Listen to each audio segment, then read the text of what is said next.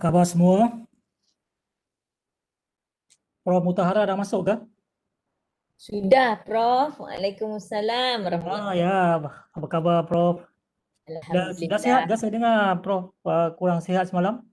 Alhamdulillah okey dah. Tak pening dah. Ya. Oh, Allahu Akbar, Alhamdulillah.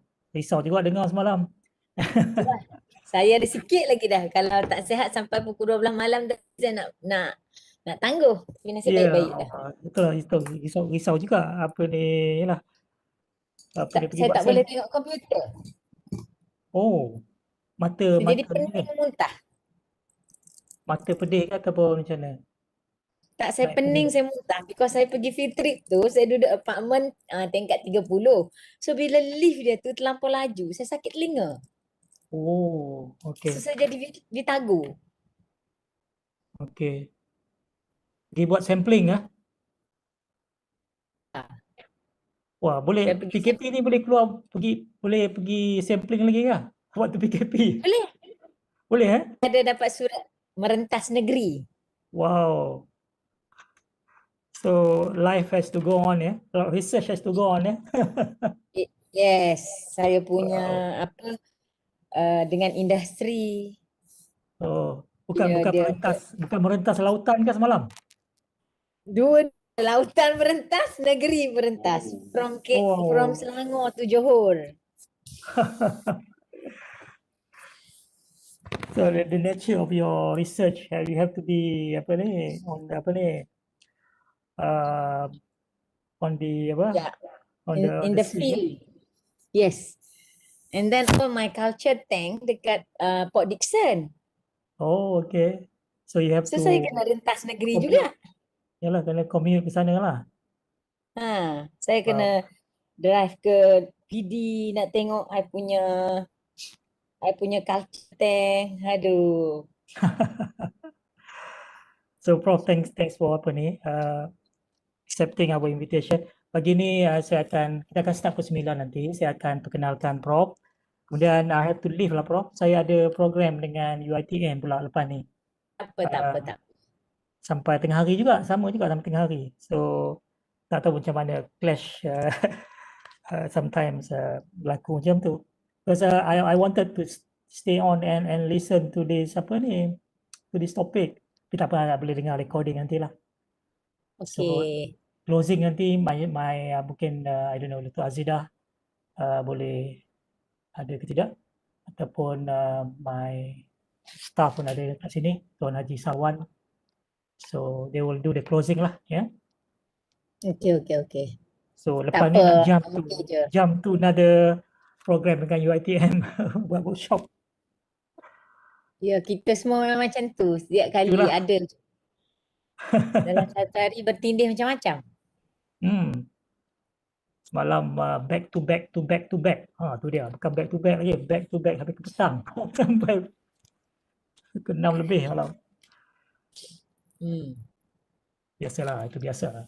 Kalau tak sibuk, mana ada yang tak kena lah. Something wrong if you're not busy kan. Yes. And I would rather be busy than not busy. Betul, kalau tak busy tu dia jadi macam malas. Ya, betul. Kalau Jadi busy macam, tu, after this I have to do it this. yeah. Dia punya planning tu lain. Not alive, not alive. Alright ya, Prof, apa ni, you are ready on your side. So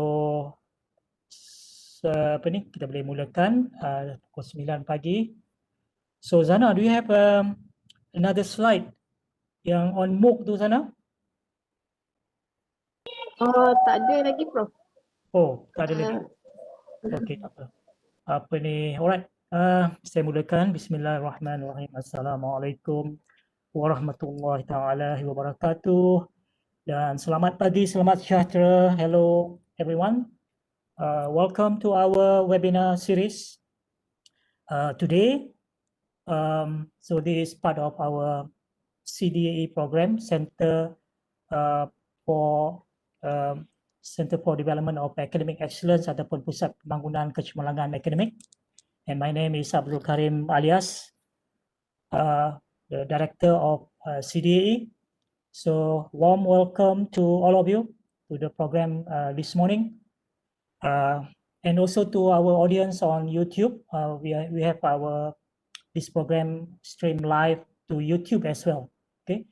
So let me introduce our speaker this morning. We are very lucky to have our distinguished speaker, my friend, Professor Dr. Mutahara from University Putra Malaysia, UPM. Yeah, and she'll be sharing with us one of very important topics. Maybe many of us probably have not heard about it, but it's actually very important, and it is also part of the program or the initiative to support the shift number 1 or lonjakan pertama in our blueprint, which is on the holistic and balanced graduates. Yeah? So today she'll be sharing this topic, high impact educational practices or HIEPs, yeah, HIEPs, HIEP, yeah, in the curriculum. So Prof. Dr. Mutahara actually is a scientist. Her background is actually in biology, aquatic biology, aquatic, even marine biology. Please correct me if I'm wrong, Prof, but maybe you can introduce yourself a little bit. So she just came back from doing sampling yesterday. She spent most of her time, her research, apa ni, doing things, research, apa ni, on apa ni, on the marine biology, I guess. So maybe Prof. Mutahara can tell us a bit about that. It's sound very interesting. But Prof. Mutahara also is very active in teaching and learning. Previously, she was the director of KID, yeah, KID, Center for Academic Excellence, similar to CDAE in USM, yeah. So I think without further ado, I would like to invite Prof. Dr. Mutahara to share the topic with us. Silakan, Prof.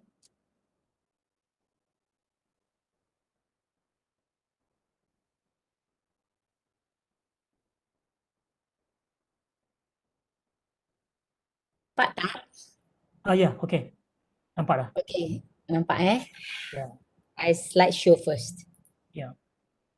Okay. Alright. Terus thank you. Thank you dulu. Jangan gitu. Dia setiap orang berbeza-beza style dia. Okay, just terima kasih pada Prof. Karim di atas pengenalan mengenai diri saya. Yes, true.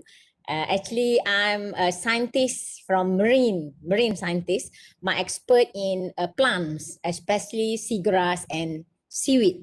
So, since I punya degree lagi, until now, I'm still focused on seagrass and seaweeds. So that's why every month I have to go to the Johor because of now I'm engaged with the industry, how to conserve the seagrass, the biggest seagrass area in Peninsular Malaysia in front of the Forest City project. So that's why we went there since 2014 until now, and then we continue another 5 years to conserve the seagrass in Malaysia. Wow. Good work, good work. So that's why saya always ada lesen merentas negeri. Lesen besar. Lesen besar untuk merentas negeri. But only stay in the hotel and also in the boats and in the sea saja. Lain tak boleh pergi. Wow. Okay. Today I will share. I boleh cakap English and Malay Boleh, Prof. Okay, campur-campur. Actually, I will share about the high impact educational practices HIEPs in the curriculum. Just for your information, alamak, dengar bising tak? Dia dengar, Prof. Aduh, sekejap saya nak kena inform jiran. Semalam dah janji, jangan buat. Oh, dia buat renovation You all tak dengar nanti? Ada dengar jugalah, tapi Dia buat sound. rumah. Sekejap Okay, tak apa, Prof. Saya semalam dah janji dengan dia. Yalah. Okay. Okay, kan? Saya pun tak dengar. PKP boleh buat kerja juga kan? Ha? PKP boleh buat kerja. Saya pun kan hear. Semalam dah cakap dengan dia, sorry. Okey, tak apa. Apa ni? Saya telefon dia sekejap. Okey. Itu rumah apa tu?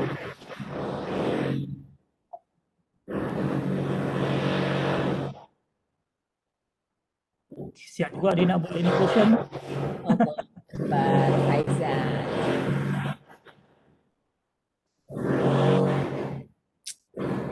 Inilah kalau kerja from home kan. I punya jiran dia buat ubah suaian rumah.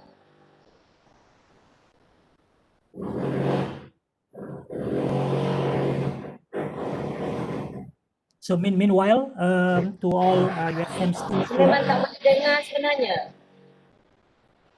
Sebab Ya. semalam dia tak boleh nak dengar because whatever I cakap ni dia akan jadi sound kan. Ya betul. And Wait for a you while boleh tak? I will call I punya jiran. ya. Prof pun mungkin akan rasa terganggu juga kan? Your train of thought mungkin terganggu juga. Kalau saya rasa terganggu juga lah.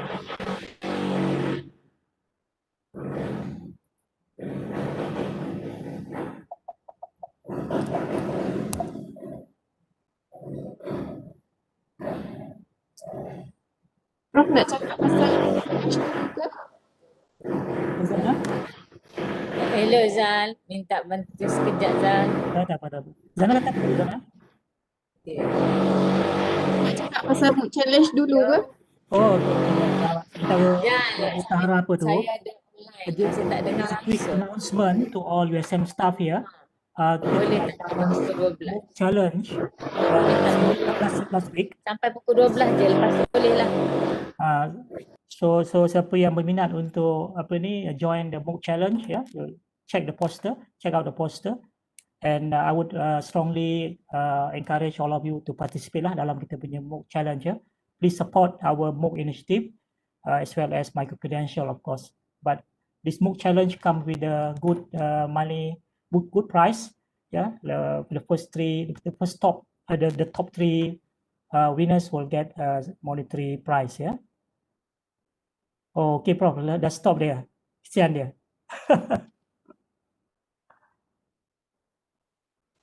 Bukan, saya mute Prof. Prof Mutaharah dulu. Oh ya, okay. Apa ni? Itulah. So itulah. That's all about the MOOC challenge. Cara deal with the neighbor.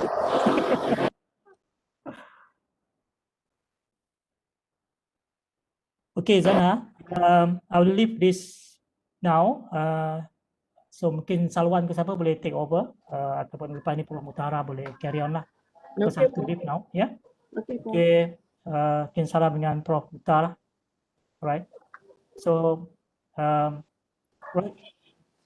Bye everyone. Enjoy the session, yeah. And please be an active listener and participate. Share good points in the chat box, yeah, which I always encourage people to do, so that you can really learn something useful from this webinar. Thank you and bye bye.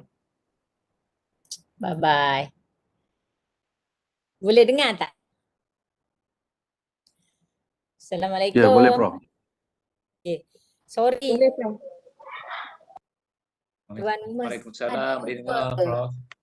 Waalaikumsalam. Okay, sorry minta maaf banyak-banyak. Jiran sebelah rumah saya, dia buat ubah suaian rumah. So, semalam dah janji dengan dia. For today, 9 to 12 je saya minta izin. Stop dulu working drill tu. So, dia terlupa. Okay, can we start now? Ya, silakan Prof. Silakan Prof. Okay. Bismillahirrahmanirrahim. Hari ini, today I will share the high impact educational practices or the names, singkatannya HIEPs in the curriculums. Actually, for your information, this is HIEPs actually started in 2015 lagi. So in 2019 dengan 2020 bahagian ahli jawatan kuasa magnetik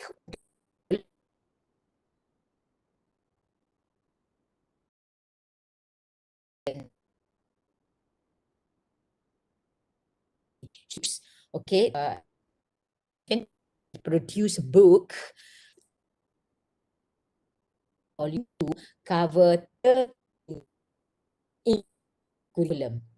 Prof, So suara Prof putus-putus lah Prof. Suara Prof putus-putus.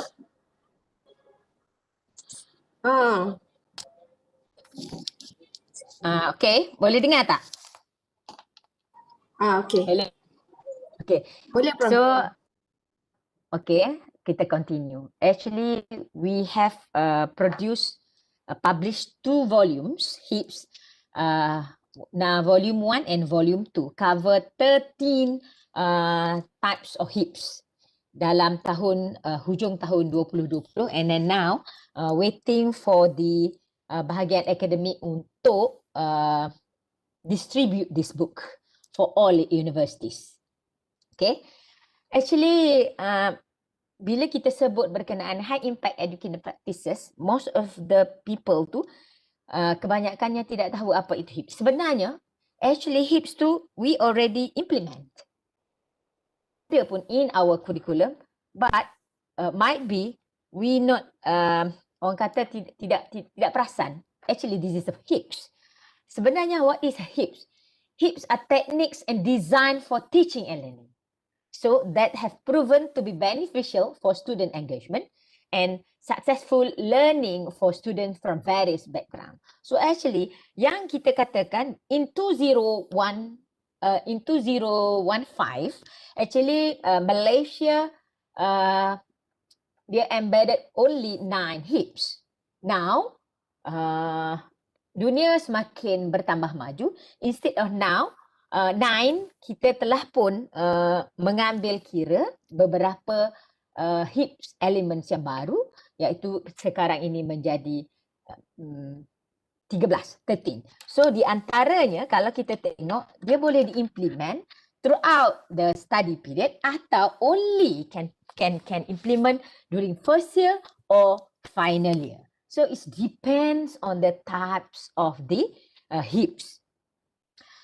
In UPM, actually, I share with you, when we develop the curriculum, compulsory for us, in UPM, actually, kita minta in one program, at least minimum out of 13 HIEPs, we inform compulsory for the program mesti ada 5 HIEPs. Yang wajib HIEPs yang ada adalah service learning. The rest tu you can choose out of 13. So this is the elements yang dikatakan 13, first year seminar and experiences. Of course, nama pun first year seminar. So this is this one during first year, iaitu first semester and second semester. Another number 2 is service learning. Now bahagian KPI melemakkan dia sebagai sulam. And then number 3 is a community-based learning. Previously, actually, dia kata sama aja, service learning and community-based learning. But actually, they have a different characteristic, both service learning and community-based learning. That's why they become 2. So, yang keempat adalah learning communities. This is a new. Previous tak ada, yang belum. And nextnya diversity global learning. That's why we have MOOC courses. Kita ada banyak benda yang kita jalankan tu dalam diversity or global learning. Number 6, interdisciplinary approach. So, previous kita kata 2 assessment. Now, in our curriculum, actually we have already interdisciplinary in the curriculum. But this activity, actually the technique and design for teaching and learning, this one more kepada assessment part. So interdisciplinary approach to assessment, kita panggil dia ID.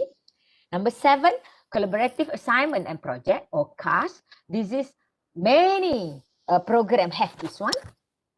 Number 8, intensive academic writing.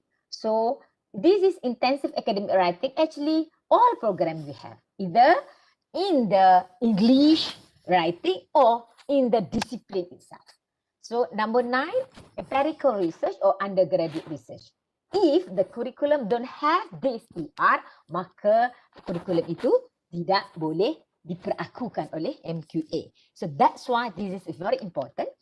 Then internship. Internship, before that, we only release our student 3 months minimum. So now, it's not 3 months already, might be 6 months, or the other work-based learning boleh dijadikan to you, to I, instead of 3 months or 6 months. And then we have capstone project. This is usually for the computer program, also engineering. Number 12 is common intellectual experiences. Actually, this is, we can offer from first year until the final semester. Lastly is the e-portfolio. This is very important, the zaman digital era. So this is the last one is an e-portfolio. Actually, this is a compulsory for all nowadays in the university, especially for students to develop their e-portfolio sendiri. So that's why as a lecturer or as a teacher, we must master first before our students can publish or can write, can show off their e-portfolio to the to the real world. Okay. This is in terms of elemen-elemen yang ada di dalam HIEPs. Okay. In this activity, if you have any question, tak perlu tunggu sehingga habis. You can ask me, so we can discuss together. For me, I'm not expert yang betul-betul expert seperti itu, but the important thing is two-way communication. This is a process of learning. Daily, every second, every minute, every day, actually, we learning together. It's not orang tu expert, dia rasa dia expert. No, sama saja. Why? Because bila mati, kain putih belakang.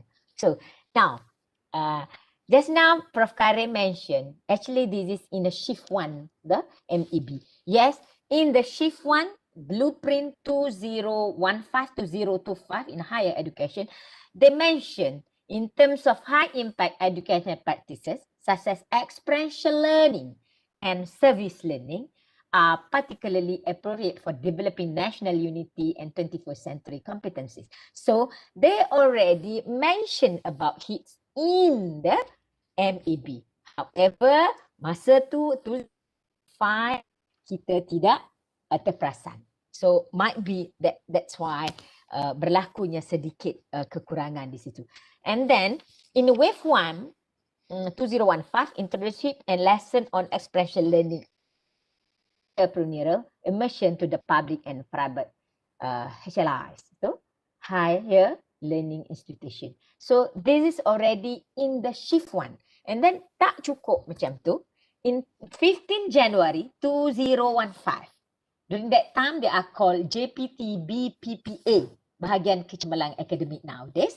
They mention to this one impact ke atas keterlibatan siswa, student engagement dan pembelajaran jaya. So why HIEPs do? Because of HIEPs actually involve students in purposeful learning, engage diversity and collaboration as resources to learning, require meaningful interaction with lecturers and students, provide and substantive feedback, invest meaningful time and effort. So that's why when we teach our students, or even we have webinar online like this, we must have the what we call engage di antara satu sama lain. And then this is HIEPs, actually investment of time and energy extended period that usually positive effect on student engagement. So that's why if we want to have a orang kata active participant in our class, actually we as a lecturer must first in whatever we want to deliver. So that's why I'm always ambil pendekatan. I'm not expert in the teaching and learning, actually. I'm not expert in that one, but I learn a lot from day one. I'm a lecturer. first I started in Bintulu campus, Sarawak, and then during that time, so I started how to deliver lecture to make sure students to tidak boring. So that's why when I check back, actually I'm conduct experiential learning or HIEPs too since 2002.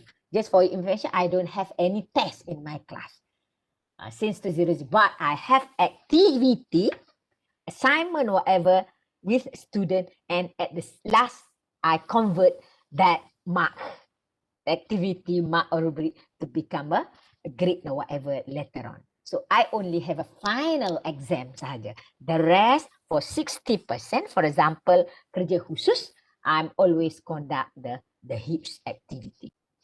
So during that time I tak tahu pun itu HIEPs. Barulah I tahu what so HIEPs tu. So actually in educational landscape, kita tengok kat sini. In World Economic Forums, in SDG, especially for the SDG 4, report 21st century skills and Malaysian education frame, actually in an EP also, they always mention about this one. So, how? Dalam kita punya, after this, I nak minta, mohon kita tengok semua. What is the NEP? Kita punya National Education Philosophy, actually yang kita develop dulu hingga ke hari ini is tidak pun orang apa yang kita ada sekarang.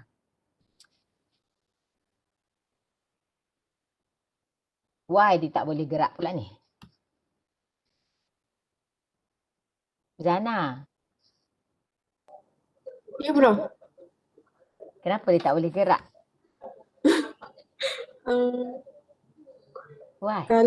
Kalau Prof stop share dulu, lepas tu share balik boleh ke? Sebab saya tak boleh control daripada sini. Ya, dia tak boleh nak enter. Sebab masuk sekejap. Lucu tak?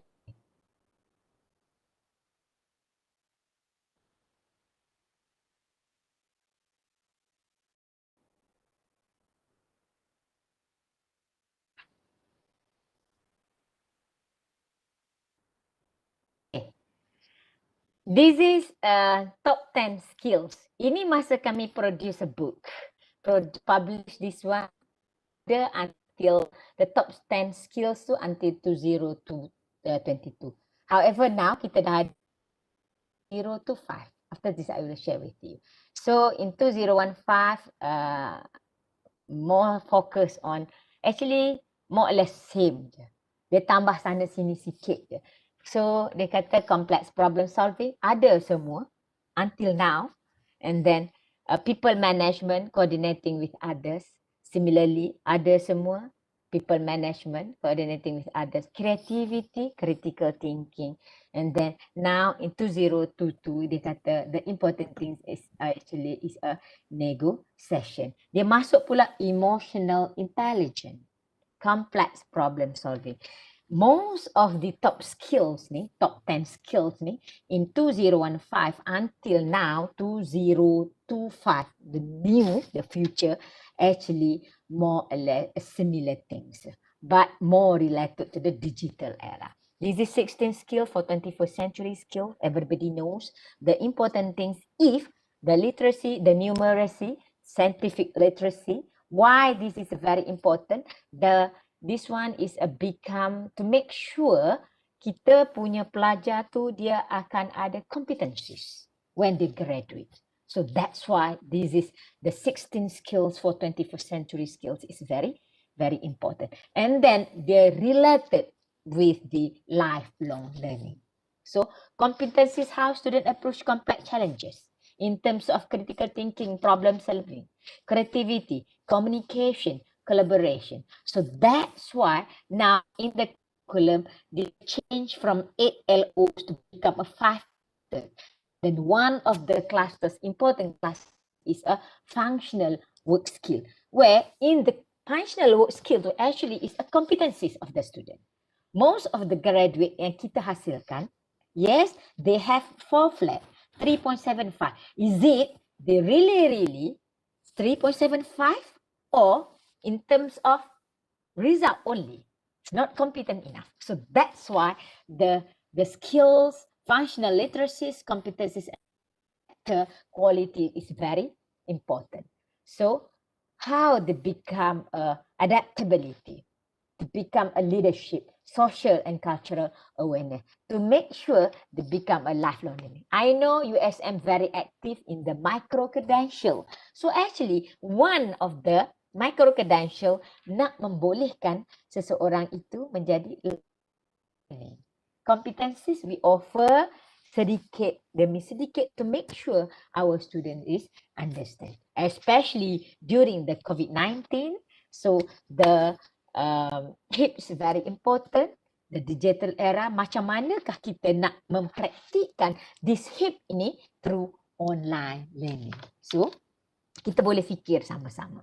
And then also I boleh share dengan you all how we conduct the lecture during the COVID-19. So we look at here, future education. What do we know? Do we really know? Uncertainties, unknown, unpredictables, complex, volatile. So challenges of current scenario. Ada 3 perkara. Challenges for the universities, challenges for the students, and then also challenges for the lecturers. Why? Because we cannot face-to-face, teaching face-to-face with my student. So that's why it's very challenges. This is, kalau tidak ada COVID-19, at least kita boleh nampak, kita boleh rasa, kita boleh merasai macam mana keadaan student kita in our class. However, during this one, kita tak nampak. Sekarang lah, saya bercakap dengan komputer. I know you ada kat sana, tapi saya tahu apa benda yang berlaku. So that's why how to make sure people out there can understand what we talk in menggunakan screen ini. So this is the SDG. The important things is quality education. In my research, actually we have many, because of we also study about life on land, life below water, because I'm in the laut punya orang, climate action. So that's why in one activity, not only for the quality of education, actually we can tackle more than that. So, but in the HIEPs, focus on the quality education. Okay, we look at here. In NEP, education is an ongoing effort. Effort dia ke arah mana? Ada 4 perkara. Number 1 is intellectually. Number 2 is spiritually. Number 3 is emotionally. And number 4 is physically. Can we look here at the right one? Top 10 skills of 2025. Is it related with 4 in NEP? We look at it. Analytical thinking and innovation. So they go to intellectuality, active learning and learning strategies, complex problem solving, critical thinking and analysis, creativity, originality and initiative.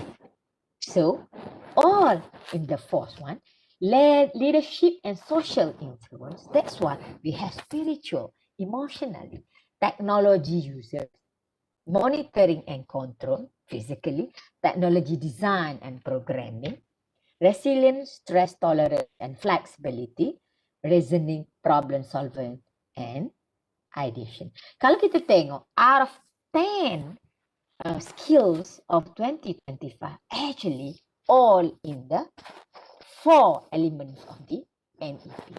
So that's why either they are technologies or whatever, the important thing is in our body. This one, intellectuality, spirituality, emotionally, and physically. Kalau ada banyak pun teknologi, but we don't know how to use. kita always emotionally kita kata, tak bagus lah. That's why become tak bagus. So the important thing, hayati the NEP first. So nothing impossible in this. Dengan izin Allah. So type of skills, elaborate sini, problem solving, self-management, working with people, technology use and development. So come up with the 10 skills. So I hope all of us here always remember about the NEP. Actually, orang dulu-dulu memang bijaksana. It's tak cerdik, bijaksana is higher level of the kecerdikan daya orang itu. So that's why with this NEP, we can relate, we can conduct, we can develop, we boleh menjana sesuatu yang lebih baik. So dalam HIEP to HIEPs, that's why kita masukkan the philosophy of the NEP to make sure we always remember. So you will look at here in terms of innovating teaching and learning for human literacy. Yes, we are love this one, but the important thing is human literacy. We preparing students to participate in their world. Lots of problem. What happened? The future and the world solve problem. So that's why ikan, I orang ikan kan, bachelor perikanan. So that's why very kreatif ikan, susah ni. Baiklah, I belajar macam mana nak melompat to make sure enough. That's why in my research tu juga, and also with the student, how we want to change from the aquatic environment, marine environment, to make sure we can plant from marine environment to the freshwater environment. So innovation, because of when we use marine environment, water masuk kat rumah kita karat. So when we use fresh water, so rumah kita akan selamat. So that's why we have to think innovating teaching and learning not for the other thing but for the human literacy. Kena fikir tentang kita punya emotional, kita fikir tentang kita punya spiritual tadi, intellectual and also physically. So this is a very important. Now, why HIEPs tu work? Because of kalau kita tengok, HIEPs actually deeper approaches to learning. In terms of application, analyzing and synthesis, and lastly, reflection analysis. So that's why whatever we conduct in our class, make sure we relate to the real one, to make sure our student can get experience. So create engaged and supportive community. So that's why now, most of the people kalau dulu-dulu dia boleh bermain dengan community, tapi now it's very difficult. Kalau kita tengok anak-anak kita, susah untuk dia socialize. Most of the social dia menggunakan komputer. Bila dia nak bercakap berdepan, dia tak boleh. So that's why this is a very important, kita kena mengimbangkan di antara teknologi dan juga engaging activity yang kita conduct with our students to make sure HIEPs to work. So in terms of framework, HIEPs with the principles and characteristics, dia ada 4 juga perkara. So dalam perkara ni, the important thing, humanistic, constructivism theory, brain-based learning theory. So that's why they have a knowledge of human culture and physical world. So that's why this one, for human knowledge, this one intensive academic writing. That's why communication is very important. That bila student tu masuk ke university from dia punya various background. So that's why they have to know how to study in the university first. And then intellectual and practical skill. Sebab tu yang adanya CBL, community based learning, service learning, capstone, empirical research, personal and social responsibility, active involvement. So we diversity learning. We have collaborative assignment and project. We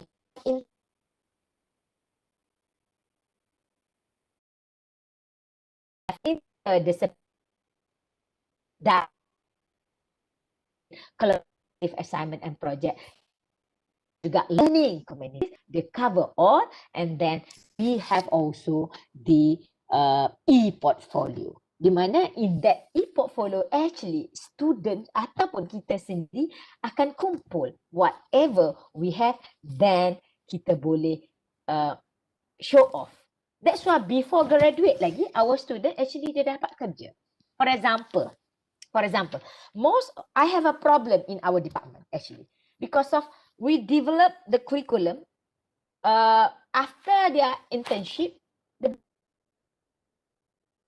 dia dapat kerja. Dia bukan yang menyambung pengajian. Because of all the internship tu, kita menggalakkan our students attach with the industry. Especially. So that's why most our graduation, one batch tu cannot come to the university.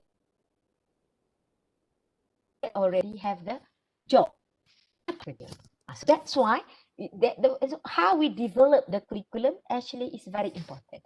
Which one we want? Niat kita tadi, kita develop niat kita. Similarly with HIEPs, utamakan in the curriculum. So this is just to mention to all of you about in the flexible learning. So that's why in the flexible learning, so we mention about the struktur kurikulum lentur dan organik. Dia ada penyampaian teaching and learning pedagogical abad ke-21, pembelajaran, and then pembelajaran berasaskan pengalaman. Yes, this is a HIEPs. And then we have another thing is a penaksiran or holistic, or it called alternative assessments. So this is, we look at here, all here about the flexibility. Include satu iaitu HIEPs. Other than MOOC, data science, micro credentials, SULAM, game-based learning, and one of the important thing is HIEPs. So we can choose in our teaching and learning. Kita boleh is it HIEPs ke SULAM tu dalam one of them is a SULAM and also game-based learning. We can choose which one we want to make sure our student can get knowledge. Okay. Any question? Hello? Dengar? Ya, boleh dengar, Prof. Boleh dengar. Boleh dengar Boleh, Prof.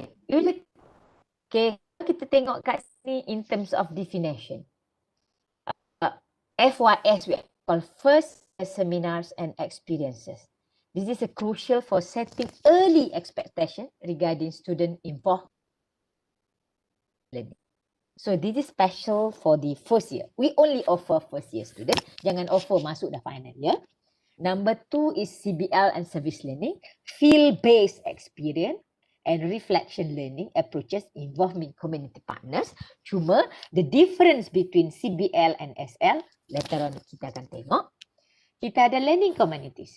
So in this one, a new one, students take 2 or more link courses to explore a common topics as a group with one another and with their lecturers. So this is actually the big question, perkara yang dibincangkan dalam learning communities. Actually, dia adalah beyond the classroom. So kita bukan hanya duduk di dalam kita punya kelas je, kita boleh pergi beyond classroom. DGL, okay, foster learning beyond their immediate surroundings and circle by sharing and gaining perspective from diverse communities within Malaysia and globally.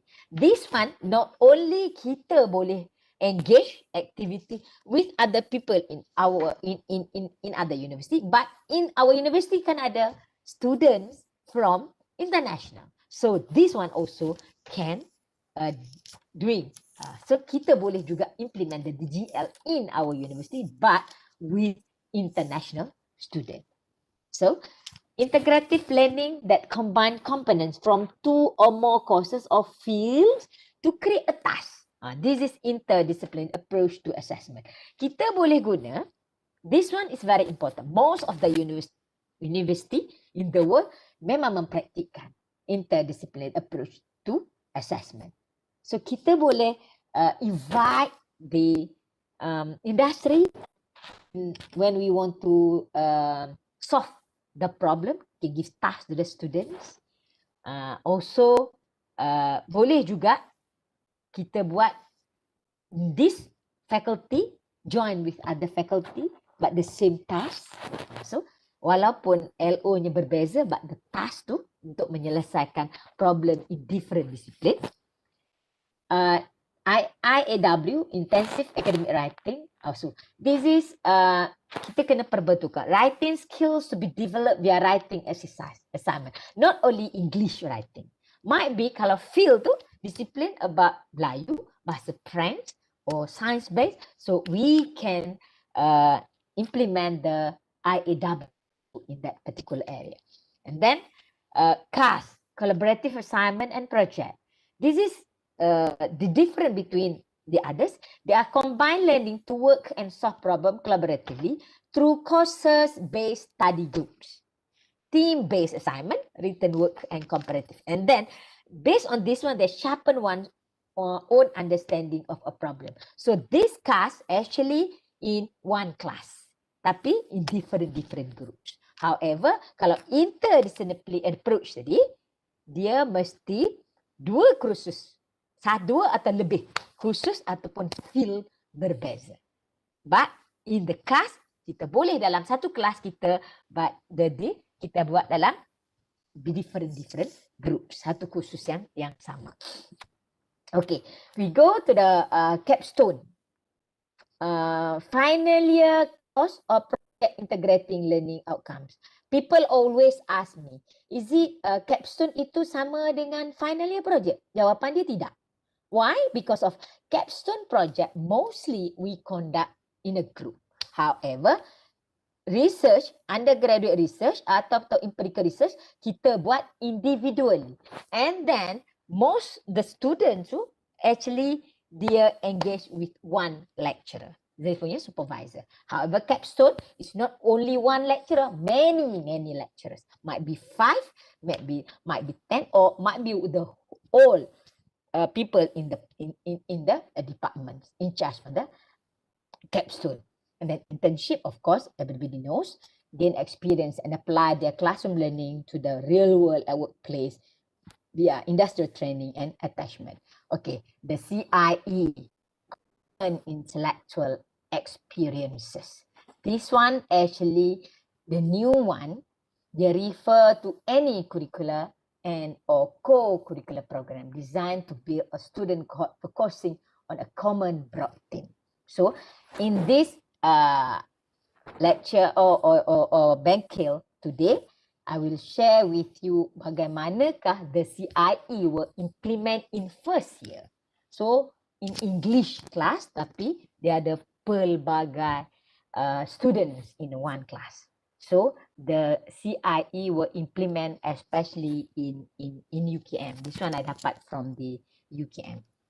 And then the e-portfolio, the important thing, visible to students themselves, their peer, faculty, and external audiences. So this one, kita tak boleh, yes, block one of the important things, but we must, okay, guide our student apa yang perlu. For example, kalau kita nak dapat kerja, nak pergi mohon kerja as what? What is the experience should we show off to them? Okay, kalau kita nak jadi berkerjaya A, apa experience towards A? So that's why in terms of e-portfolio, whatever students actually they are learning from us, kita pun sama learn tu. So dalam dia membina e-portfolio actually is very important. The knowledge yang kita patut inform dengan our students. Macam manakah cara yang sebenar-benar?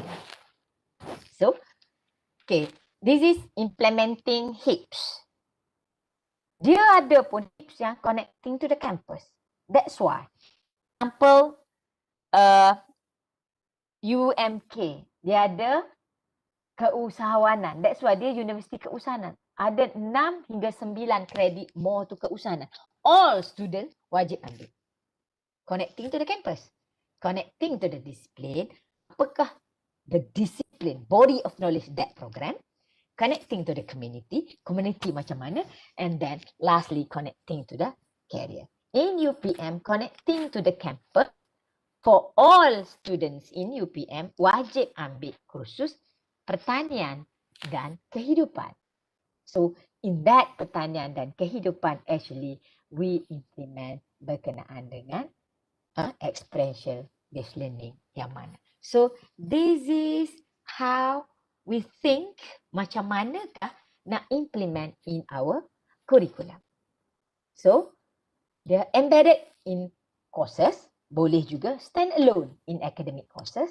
That's why saya kata tadi, stand alone pertanian dan kehidupan, stand alone in extracurricular courses, boleh juga, and then integration in 1 or 2 courses. So which one you want? Number 1 in the university, that's why we provide 1 courses. So wajib semua ambil benda tu untuk menyediakan for the first year tu student have to take that 1 year project. Why? To make sure student yang masuk ke UPM dia understand, dia faham, dia appreciate agriculture.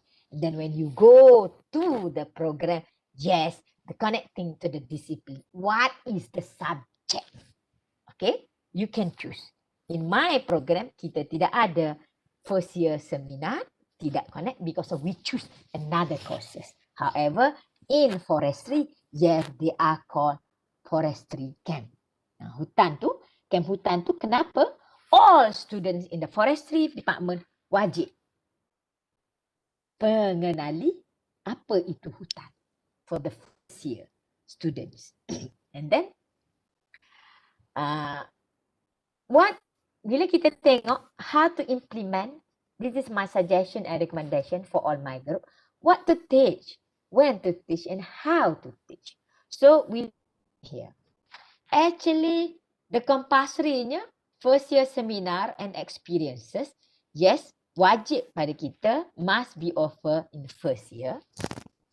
Interdisciplinary approach to assessment, dia boleh offer second year. Some orang tu dia nak offer third year.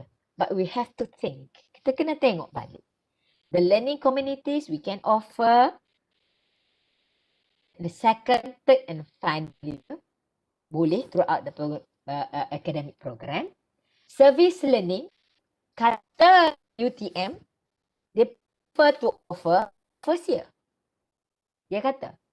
But, you check that. Is it our student enough knowledge how to conduct activity with community? So, that's why, for me, I'm not allowed when service learning to first year. So, might be second and third year is better. So, intensive academic writing, boleh throughout the academic.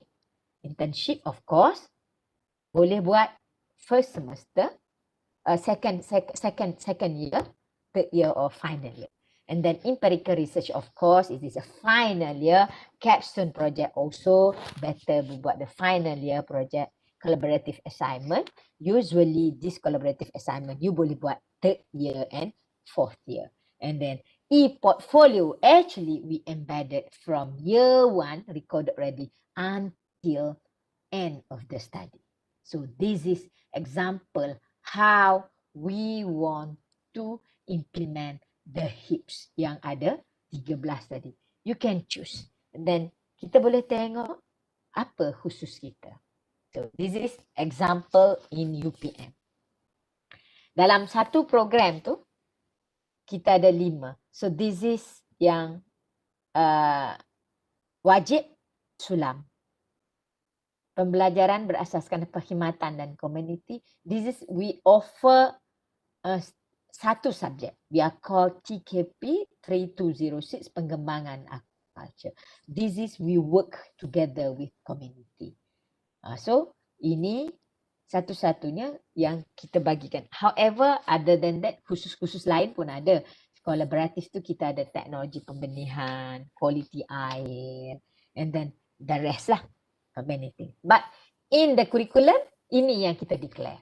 So bila audit, suai akreditasi, bila audit, the auditor will check. Which subject dia akan pergi satu persatu this course yang we declare here to make sure we practice the HIEPs in the curriculum. Kalau kita terlebih offer, for example, my subject, I punya mengajar aquatic botany. So, I buat learning communities, maybe. So, saya boleh melaksanakan the HIEPs tadi, implement HIEPs, cuma tidak didaftarkan di dalam bentang kepada jawatan kuasa kurikulum atau lastly Senate kemudiannya diluluskan. So ini adalah cara bagaimanakah UPM implement HIEPs in the curriculum. Sebab berbeza sedikit. UPM tu dia punya pengarah KIP merupakan pengurusi jawatan kuasa kurikulum peringkat siswaza, prasiswadah dan juga siswaza. So that's why dia boleh link benda tu, jaga teaching and learning, jaga kurikulum, and lastly jaga pembangunan akademik. So 3 dalam 1. So itulah sebabnya kenapa dia nampak macam structured sedikit. So this is a HIEPs ecosystem. Ini untuk memudahkan kita to understand. Kita nampak kat sini bila kita masuk the first year, masuk je mula-mula first year seminar and experiences. So collaborative assignment and project kita boleh buat during first year. And then we go to the second year, intensive academic writing, common intellectual experiences. So during first year, second year and third year kita boleh buat interdisciplinary approach to assessment. Bila dah masuk fourth year, kita boleh buat empirical research and capstone. So in between ini kita masuk je, kita akan ada e-portfolio. That's why bila kita keluar tu kita akan ada learning communitiesnya, and then kita ada service learning, course A, and then kita ada juga community based learning, diversity global learning sekarang ni, and then kita boleh juga buat internship kita not only in Malaysia, however internship boleh kita pergi ke internationally, boleh. Then lastly, when kita melalui ni semua, so that's why student kita tu bawa dia punya e-portfolio itu untuk menjual diri dia. Also, macam mana experience yang dia ada dalam universiti tadi untuk memastikan diri dia tadi akan laku because of they actually already ada experience the real world during the study in the university. This is yang kita katakan HIEPs ecosystem yang bila kita baca, kita tengok, kita implement, this is the important thing. So, I hope bila kita dah faham konsepnya, barulah kita boleh implement apakah, which one yang kita nak. We must always remember, in the curriculum, not only our course, dia adalah combine, campur banyak-banyak course dalam satu program. That's why bila I bagi je training, I'm a trainer for MQA berkenaan dengan kurikulum, kita kena ingat, kita bukan melihat kepada khusus kita sahaja, tapi kita melihat kepada 40 atau 35 khusus in one program. So make sure 30 khusus tersebut ada pengalaman HIEPs. Ada soalan tak?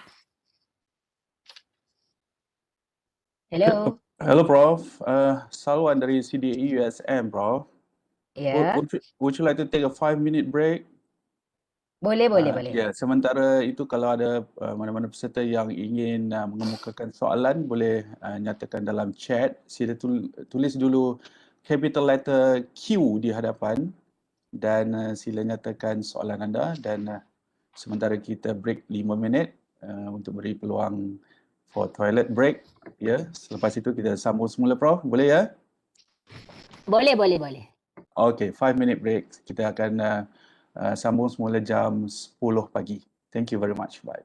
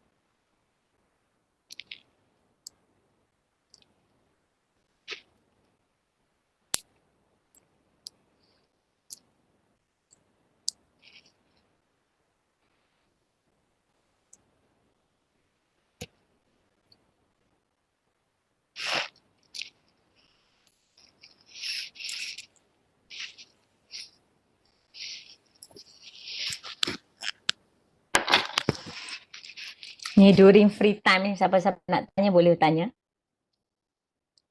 Boleh open mic tu dan bertanya. Kita discuss sama-sama.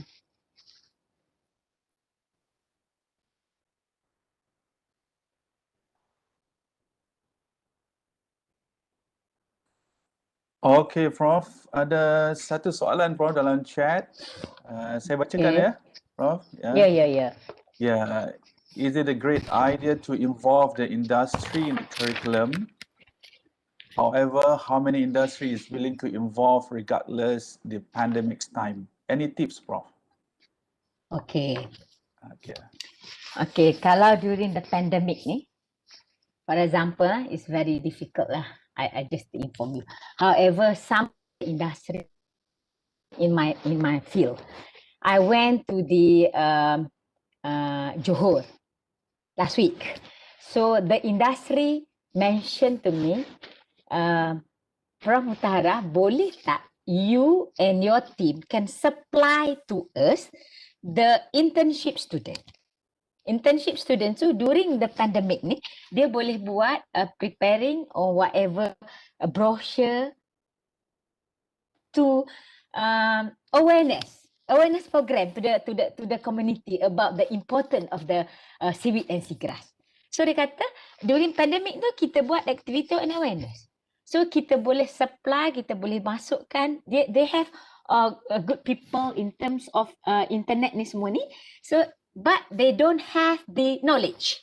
Nampak tak? So dia tak ada knowledge. So kita during this one pandemic ni, dia mohon the students and the supervisor tu, lecturer and also dia boleh buat dia punya poster or whatever knowledge yang kita boleh buat for layman. Kita tak boleh tinggi technical one. So itu yang dalam field saya lah when I will discuss with the industry pada 10 Februari hari tu. During the pandemic. And then, after the pandemic, kita akan hantar another student lah. It's not cohort, the same cohort. Because the internship already finished kan. So, during that time, kita boleh implement apa yang kita dah tulis dalam modul, whatever, brochure tadi. Itu in my field. One of the activity.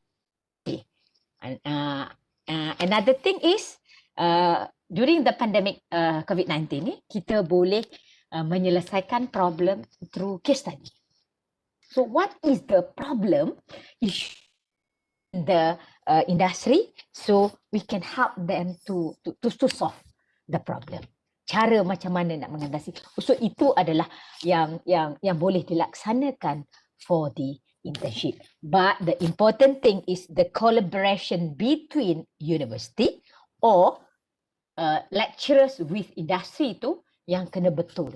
So that's why kita barulah boleh melaksanakan industri ini. Lain dah kalau during the bukan pandemic COVID-19, yes ada for example plantation, they engage with us, ada student yang dia ambil for internship tu, dia ada cohort not more than 15 student. Okay, for this one, another plantation. Itu boleh. Itu one of my experience lah. Yang bertanya tadi nama siapa ya? Any question? Gan Chi Yuan. Gan Chi Yuan yang bertanya tadi. Ya. Ada juga soalan lain, nak teruskan dengan slide Prof atau kita nak lihat soalan-soalan tu dulu Prof? Mana boleh, saya okey. Okey, kita sambung 1-2 soalan dulu, kemudian Prof boleh sambung dengan slide ya. Okey, ada satu soalan di sini yang boleh saya baca ialah, Prof, can you give examples of global learning activities? Do you have this kind of activity in your course? Daripada Prof Abdullah Aziz. Ini dia. Okay. Saya ulang ya, Prof. Can you give examples? Yeah. The global activity. I had an example from the University Malaysia Pahang. In my course, I'm not dalam tu, tapi in my class, for example, for this semester, I have one student from Bangladesh. So dia berada di Bangladesh, and then all the others in Malaysia. So when we conduct activity to make sure global learning tu berlaku di antara within class tu, let's give a task. For example, one of the tasks tu you have issues. For example, I'm teaching wetland ecosystem. So satu berkenaan dengan sungai. Okay, macam manakah sungai pollution tu dekat Malaysia, issues dia, and also in Bangladesh. So each tu we have to, so kita belajarlah culture. In terms of culture, global ni macam manakah culture sungai tu di Malaysia we compare to di Bangladesh. So itu salah satu cara yang kecil sajalah yang saya buat in terms of global learning. Kalau last semester, previously saya ada from Japan. So how the constructed wetland tu develop in Japan. So culture, they use the pond tu for what? In Malaysia guna tu untuk apa? So itu in terms of culture, in terms of the global learning. Kalau UMP nanti saya akan pergi detail about dia punya example contoh nanti lepas ni ada. Okey, satu lagi soalan Prof. Soalannya berbunyi, Prof, dalam kerangka kurikulum tersedia masa hadapan, ada dinyatakan MOOC industri. Boleh Prof terangkan sedikit berkenaan komponen MOOC industri tersebut? Okey. Example dia MOOC industri ni sebenarnya dia MOOC boleh dikategorikan kepada beberapa ya. Nombor satu, MOOC academic. Meaning that MOOC academic tu kita offer in our curriculum apa nama? Khususnya contoh pertanian dan manusia. Contohnya itu. Dalam kurikulum kita ada that subject. However, kalau MOOC kepada industri, that perkara tu tadi, agriculture tu, urban agriculture. So, one of the topics or 2 or 3 topics in the agriculture tadi kita boleh offer kepada industri. So dia macam more or less micro credential lah tu sedikit tu. So yang itu kita boleh offer kepada MOOC industri. Then dalam MOOC industri tadi kita bukannya nak memberikan kepada orang industri itu the full part. Kita bagi separuh, then dia boleh ada pengalaman, boleh kita sediakan sijil dan dia boleh menggunakan that industri MOOC tadi untuk guna. So this is I'm planning in my subject for this year, and insyaAllah in April, I'm planning with the industry Port of Tanjung Lepas and also Forest City about the macam manakah nak memberi MOOC industri kepada mereka. Nak membuat awareness dalam bentuk MOOC macam manakah, what's so important about the seagrass ecosystem tadi. Why we need to preserve, why we need to conserve that. So yang itu orang industri dia nak sikit je. Dia tidak mahu banyak, macam banyak-banyak. Okey, ada chemical ni lah. Tidak. Dia sedikit-sedikit. Samalah dah. Itu konsep yang dikatakan MOOC industri. So kita fokus. Kalau kawan saya dia adalah intelligent punya orang, database, data mining punya orang. So dia bercerita 2 topik daripada lecture dia in academic bawa kepada industri. Dia become important for the industry nak menggunakan that data tersebut. Itu yang dikatakan MOOC industri. Tapi kita tidak bersemukalah secara MOOC lah. Itu cara dia. Okay, Prof. Last question. Kita raikan soalan dari YouTube Live. Prof, adakah HIEPs untuk subjek MPU sahaja? Saya macam pernah dengar ia untuk subjek MOU atau boleh diterapkan untuk subjek-subjek lain juga? Okay, HIEPs tu sebenarnya not limited to the MPU courses only. Dia boleh ada di dalam disiplin khusus-khusus yang lain. That's why kita kata embedded tu HIEPs in the curriculum not only focus on MPU. MPU tu bolehlah first year and community services yang kita nak buat. Tetapi dalam disiplin tertentu kita boleh ambil yang pelbagai lagi.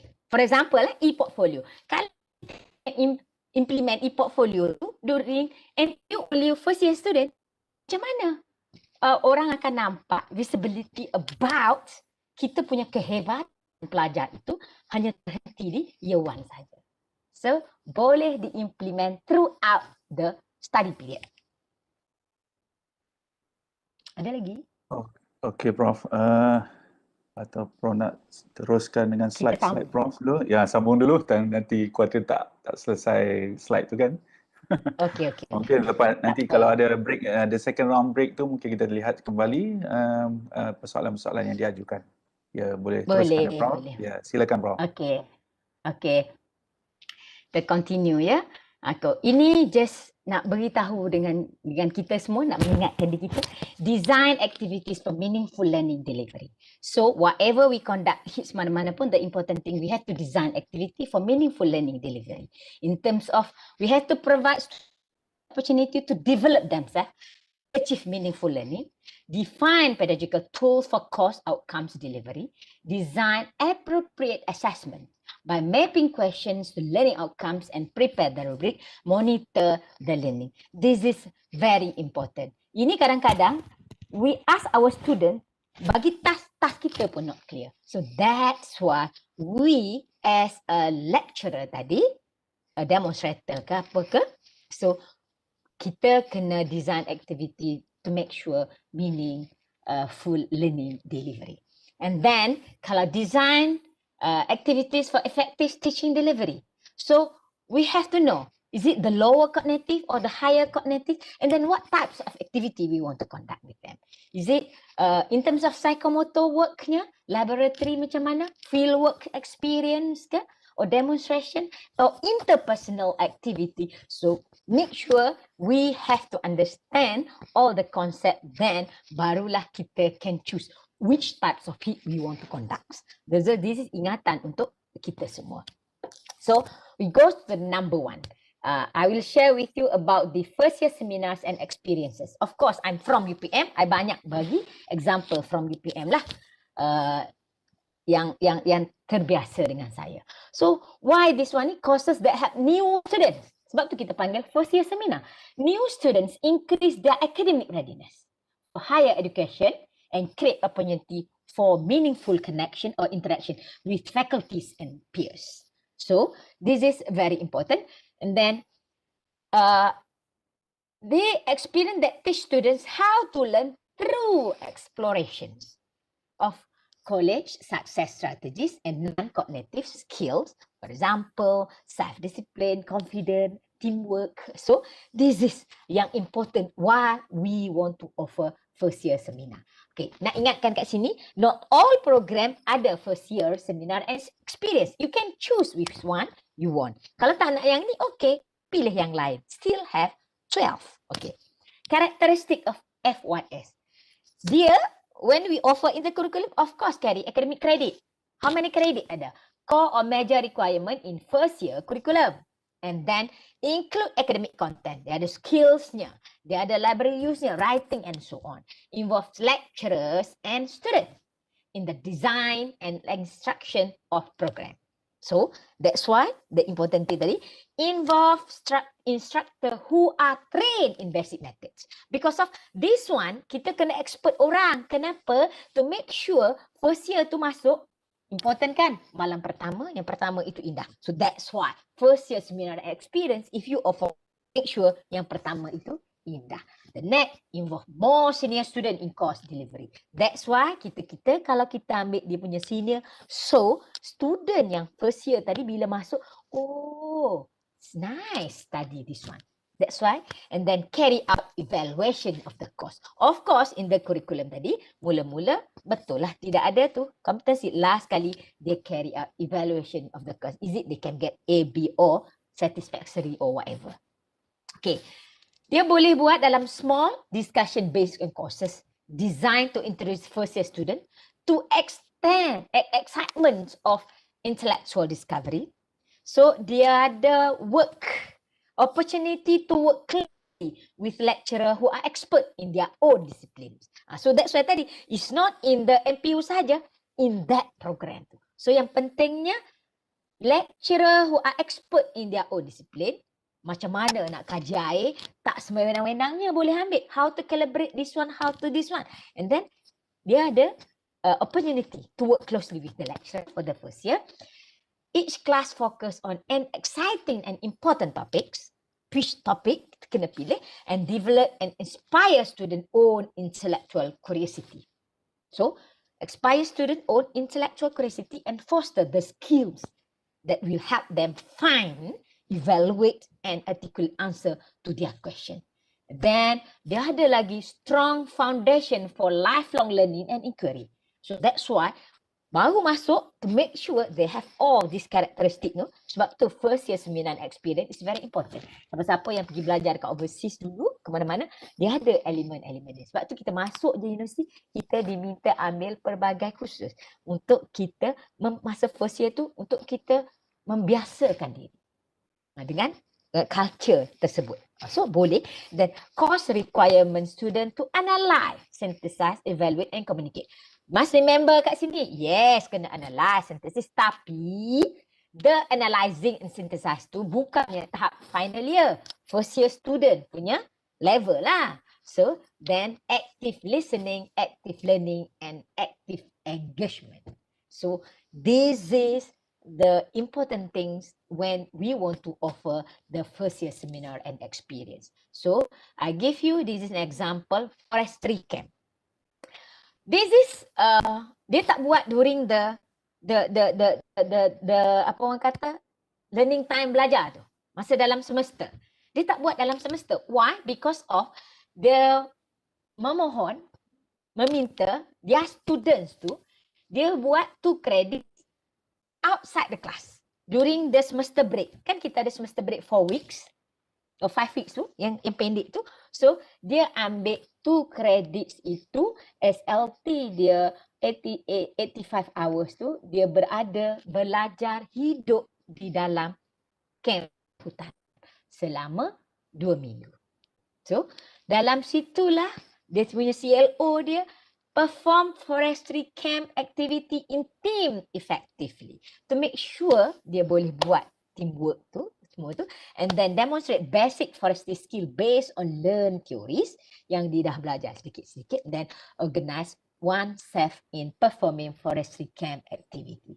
So dalam dia punya CLO ni ada 3 CLO. Which PLO they want to? Communication skill, interpersonal skill. Of course, dalam bekerja dalam hutan, dalam kehidupan kita kena ada interpersonal skill, practical skill, knowledge and understanding. Then ethics and professionalism. Dan dia ada sedikit elemen leadership, anatomy and responsibility. Dia ada nak menjurus kepada 5 sebab dia fokus. During 2 weeks tak belajar benda lain, only the forestry camp. So ini aktiviti yang dilaksanakan. Actually this one dia dah started since 1973. Ada yang belum lahir lagi kat sini kan. Saya dah lahir lah masa tu. Dah boleh berjalan merayak-rayak. Dah lari-lari dah. Then all the students, they have 5 programs. 4 program in the faculty. So all the students first year have to join this camp selama 2 minggu. Sama ada you datang daripada langit ke-7 ke, langit ke-2 ke, mana-mana ke, you have to attend this course. So they are very happy belajar survival, tree planting activity, survival hands-on practice with bamboo cutting, because perhutanan, practice cooking, bila menggunakan benda ni, dia practice macam mana nak monitor water quality, ada sungai dekat situ, survivalnya. So very first year students ni from very academic background. Lepas SPM, STPM, matrikulasi, semuanya duduk di dalam comfort zone. Tapi bila dia berada di dalam perhutanan itu, so dia learn through beberapa modules to make sure untuk dia mengenali. Modul tu tidak mendalam. We must remember tadi, dia punya nak capainya is not sampai P6. No, only P3 sampai ke C3 sahaja. Bukannya sampai ke C6. No, but they have to understand macam mana kehidupan when you are forestry student, you kena faham apa itu forestry parts. So that's why all student sama ambil teknologi kayu ke, perhutanan bandar ke apa, semua melalui the camp perhutanan to make sure they are understand about the forestry. Ini tujuan dia buat. So this forestry ni actually happening, the students tu 2 hari murung. I join this activity juga with student, and then bila dah sampai ke akhir-akhir, yes, they really understand. That's why they akrab each other. Malam buat aktiviti apa, siang they have to go to the field, masuk dalam hutan, then come back, apa yang berlaku. Kalau during my study, I ada operasi laut.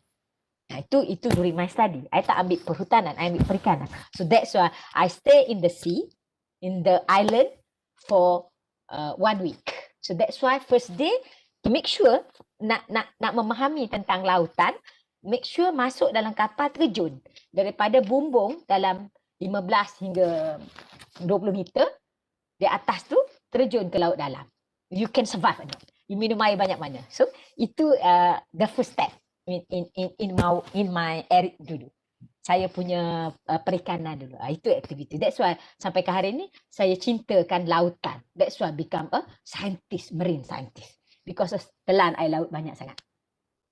Masa terjun tu. Then the mentions in it, tell me and I forgot.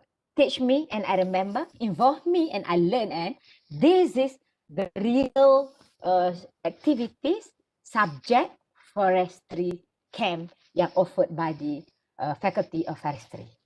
So, apa dia punya bendanya now in terms of the future direction dia. Kalau kita tengok previous, they only offer for the program of the in the faculty. However, started 2019, 2020 because of pandemic. Tak boleh nak buat. Start 2019, 2018, dia sudah ada international recognition, and then more or less 20 or 30 students from the Indonesia join this camp, digunakan sebagai summer camp untuk study, understand about the forestry in Malaysia. So this is kita boleh bawa celebration sampai ke internationally. So this is an example of the first year seminar and experiences. Okay, number 2, 3, 4 ni actually semuanya berkaitan dengan community. Learning community, community-based learning and service learning. So kalau kita tengok in terms of apa bezanya. Nombor 1 kalau kita tengok in terms of learning time. Ni kalau kita nampak learning time for the learning community 2 jam pun boleh. 3 hours also okay, 4 hours also okay. So that's why dia kata less than 20 hours. Depends on the activity we conducted with our students. Okay. Dia punya learning community. So dia boleh community students in other courses or other programs that help our students.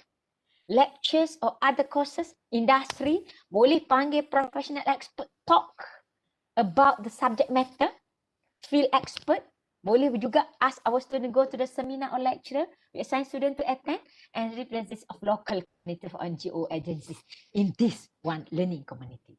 Or kita boleh buat within through university pun boleh. University A and University B. Manakala community-based learning both engage with the community. However, in terms of this learning cycle, this one may not fulfill community expectation or needs, but student learn from the experience. Yang ini untung satu pihak je kebanyakannya. Kalau compare with the learning community with service learning, our student actually try to help the community to solve the problem. So, dua-dua untung. Community untung, university untung. That's why in the service learning tu, dia adanya yang dikatakan 5 star, 4 star, 3 star. Kalau community based learning tu only 1 star je. Kira macam touch and go. Buat sekali habis. However, for service learning, they are monitor.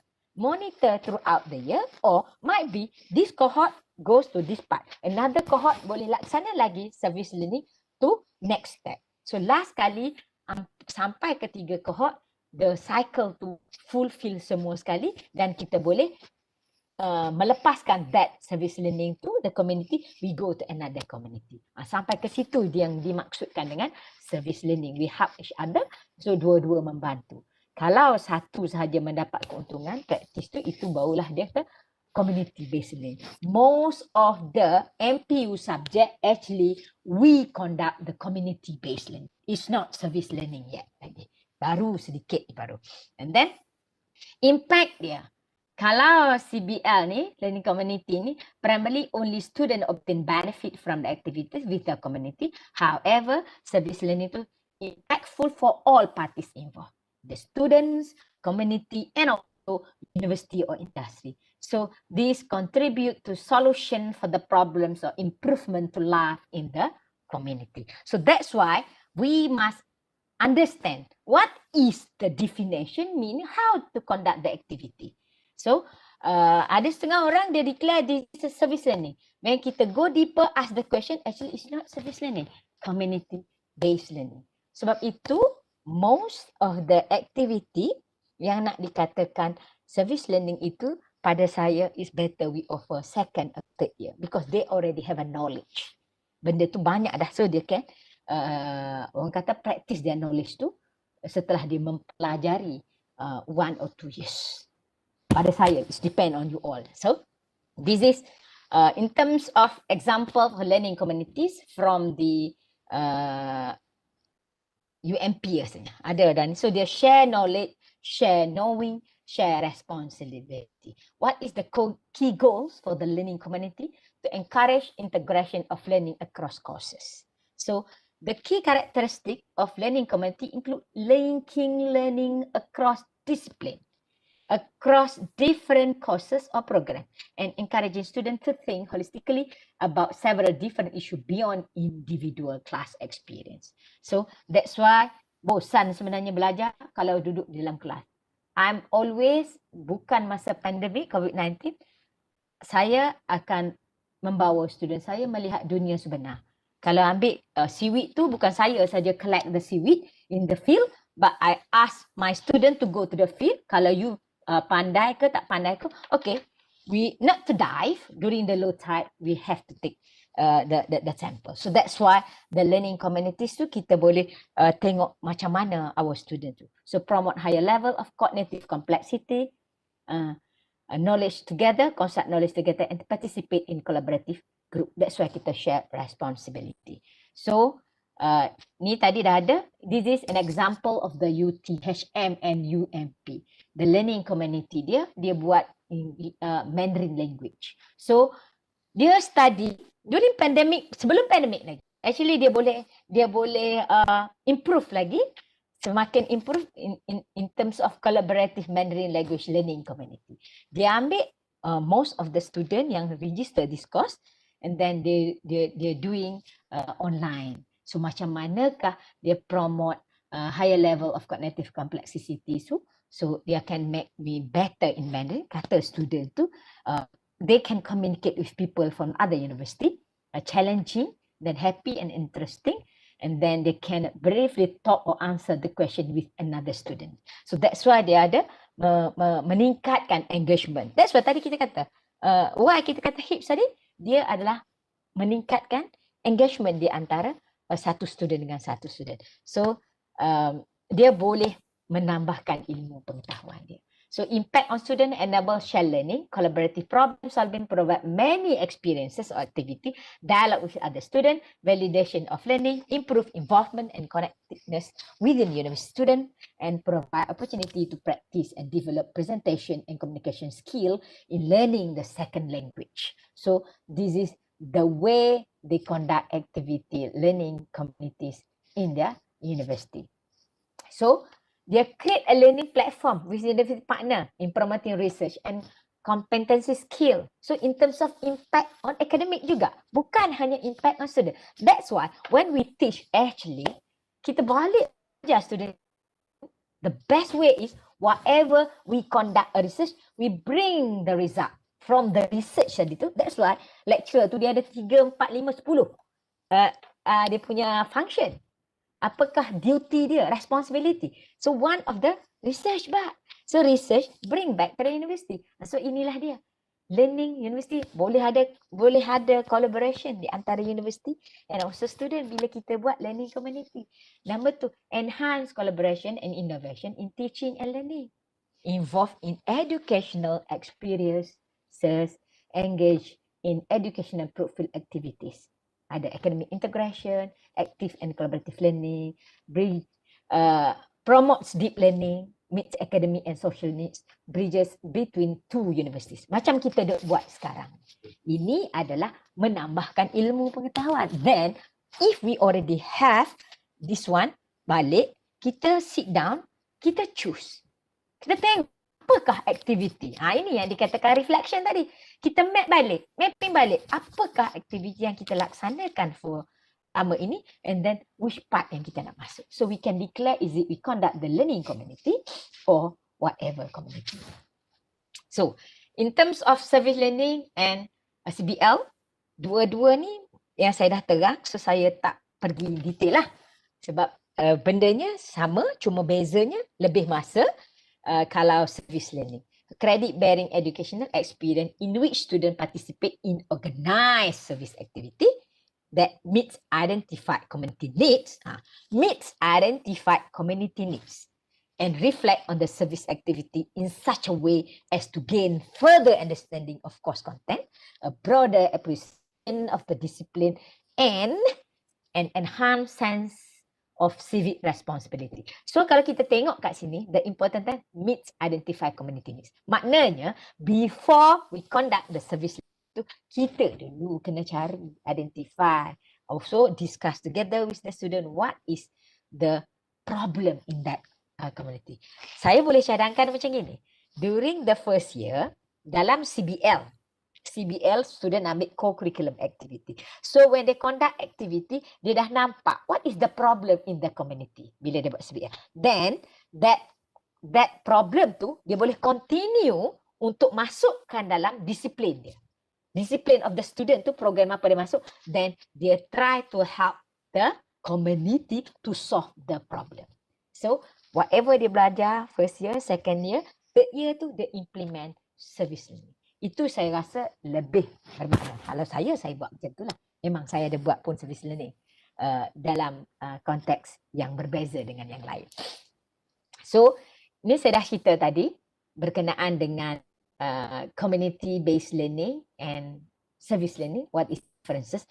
Kenapa saya tak terangkan sangat yang ni? Most of the webinar tu dah banyak sangat bercerita tentang service learning and CBL. So I think all of you sudah pun expert about the differences or how to conduct the CBL and service learning. Okay. This is diversity or global learning. Diversity global learning. Apa important? We concentrate on connection and interdependence that can help students develop an awareness of others out of their range. So, sharing and gathering perspective with diverse people outside their community and from other parts of Malaysia and around the globe. So, ini salah satu cara kita boleh melaksanakan. Sebab tu saya kata tadi, dalam dunia ni, kita boleh buat diversity global learning, kita boleh sharing dia punya culture sahaja. Kiranya kita ada dalam kelas kita ada internationally ada berapa orang dan kita boleh sharing. So kita sama-sama faham nanti. And then help student explore culture, life experience and worldwide world views different from their own. And then the third one may explore difficult differences such as racial, ethnic and gender inequality. Kalau kita tengok dalam kita punya culture sendiri pun in Malaysia between state, perkataan pun kita tak faham. For example, saya banding, saya orang Kelantan dekat Sarawak. Orang Kelantan kalau sebut lawa itu cantik. Lawanya kau hari ini Mutahara, cantiknya awak hari ini Mutahara. Tapi when you go to Sarawak, bila you sebut lawanya awak hari ini Mutahara, oi, jawapan dia apa? Tak bagus lawa tu. Sombong yang kau hari ini Mutahara. So, culture tu actually in the learning ni dalam Malaysia sendiri pun kita belum habis kaji.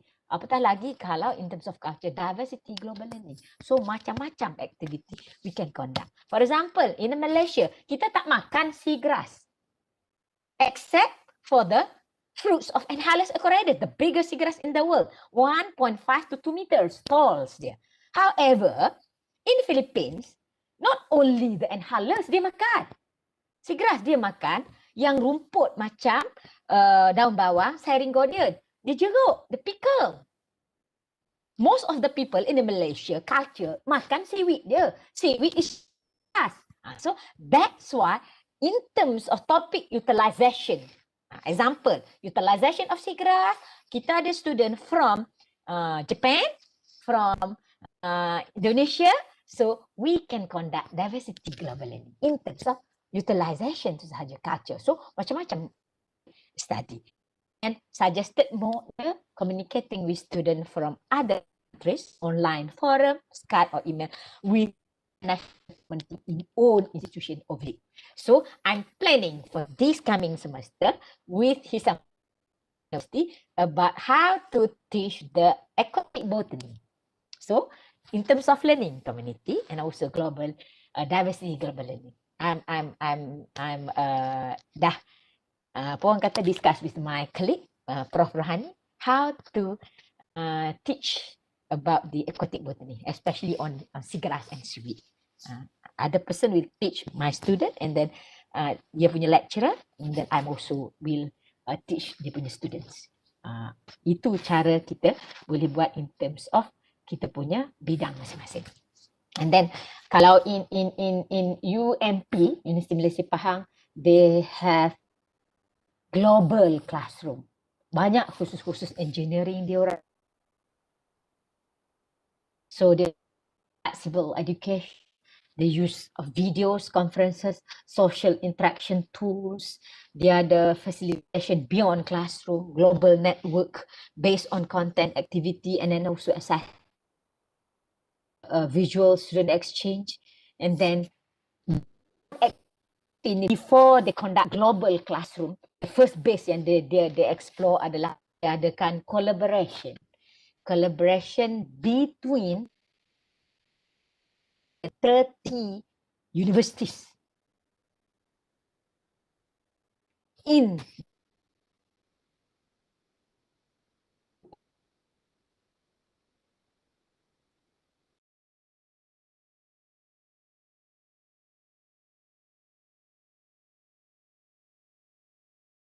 Halo Prof Mutahara? Prof, Halo? Terputus-putus Prof?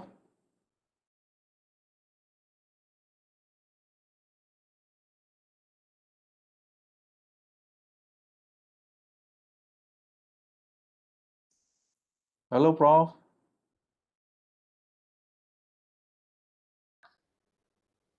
Kepada peserta-peserta mohon maaf, rasanya ada situasi teknikal sedikit. Kita akan cuba hubungi Prof Mutahara untuk cuba dapatkan kembali talian ini.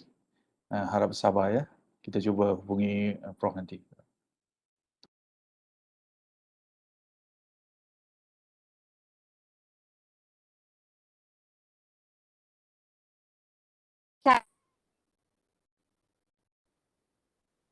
Halo Prof. Prof.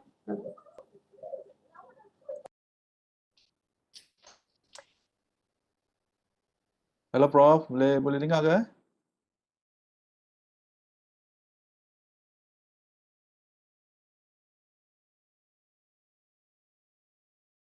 Rasanya ada isu teknikal sedikit, isu talian internet barangkali. Kita akan cuba hubungi Prof semula ya.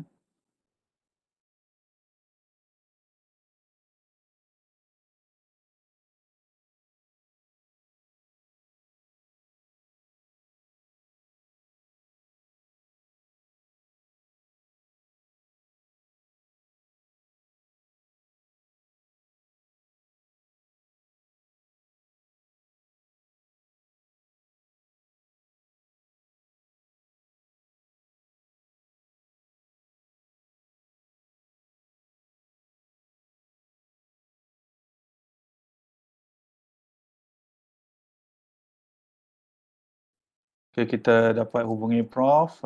Diharap para peserta dapat bersabar sebentar. Sementara Prof cuba dapatkan talian semula untuk sesi webinar ini.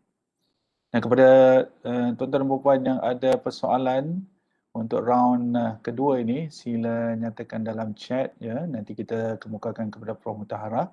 Sila tuliskan dulu capital letter Q dan diikuti dengan soalan-soalan anda. Ada masalah teknikal ke apa ni Salwan? Ya, ya. Saya terputus Prof. Kita cuba hubungi. Kita dah dapat hubungi Prof Mutahara. Saya masuk sekejap ni, saya tengah break dalam program sebelah tu. Okey Prof. Jengok Okey. sekejap. Macam Ya. dia baru je ke terputus ni? Baru sangat Prof. Baru. Okey. Ya. Dekat Tapi Zana dapat hubungi Prof Mutahara. Mungkin Oh. reconnect sekarang ni. Cuba reconnect semula. Ya. kat YouTube check ke? Saya tak sempat lah check kat YouTube. Chat Prof, saya masukkan soalan daripada YouTube dekat sini. Okey. How many kat YouTube? Setakat ni ada berapa ni? Ada dalam 41. Okey. So apa ni Zana atau siapa-siapa Salwan tolong check question dalam YouTube tu dan pastekan di dalam Webex ya untuk Prof Mutahara apa tadi. Okey Prof. Ya. And please inform the participant on YouTube that they can ask a question and we will highlight the question to the speaker nantilah ya, so that they can also get the answer. Okey. Yeah.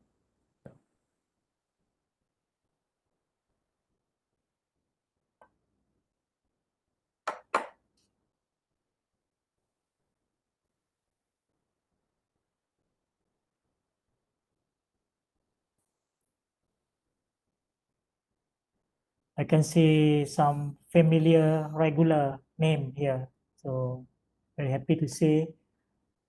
Prof Dekan pun ada, Prof Narimah saya nampak ada kat sini. Alhamdulillah. Thank you Prof for your support.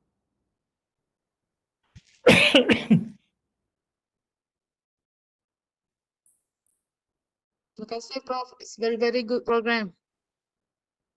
Thank you. Kita akan bring more good speakers from outside this year insyaAllah. Kita boleh bawa more speakers online ni sebab kita boleh jimat kos flight, jimat kos hotel. Itu untungnya.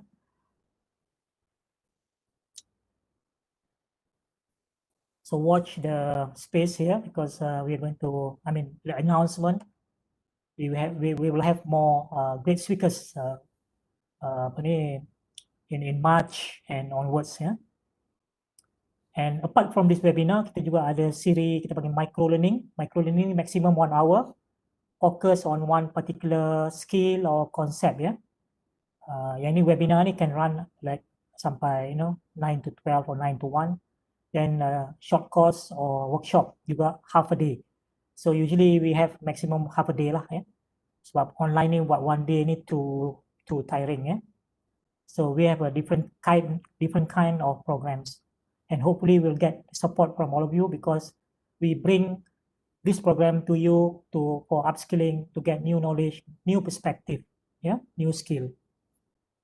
Oh, okay. Welcome back, Prof Muta. Okay, saya menyebut sekejap sebab program sebelah break sampai 10.50. Okay. Boleh. Saya asyik terkeluar je. Ya, Allahu Akbar. What to do?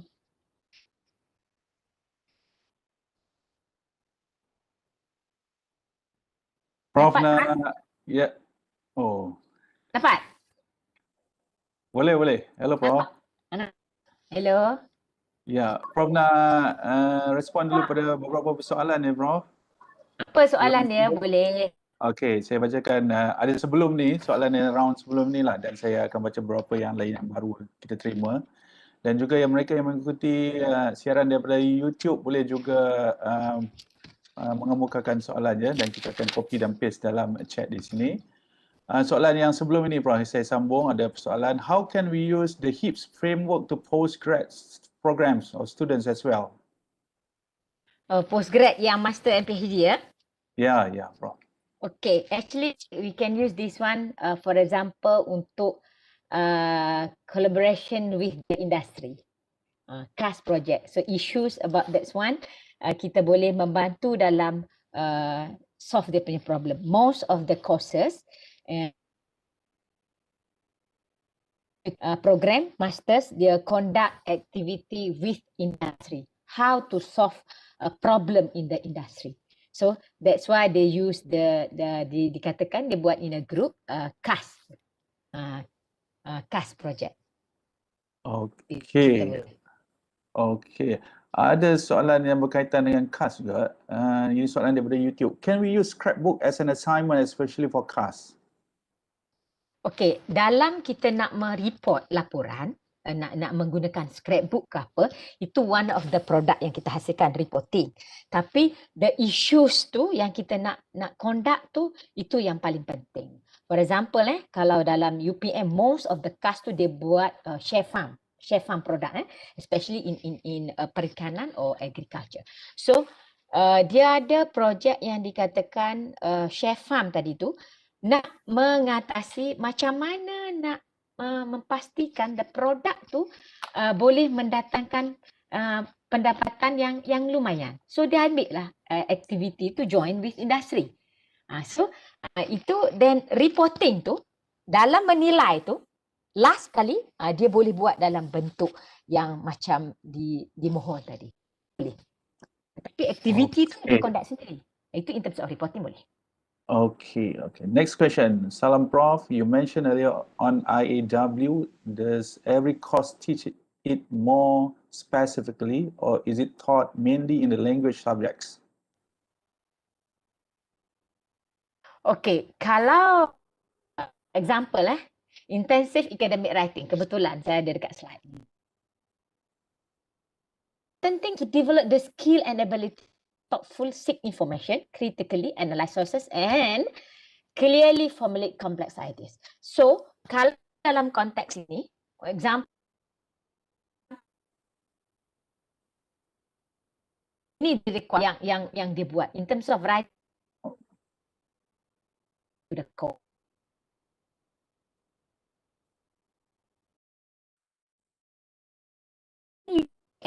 Dia tidak dalam bentuk bahasa, dia disiplin dia. Disiplin dalam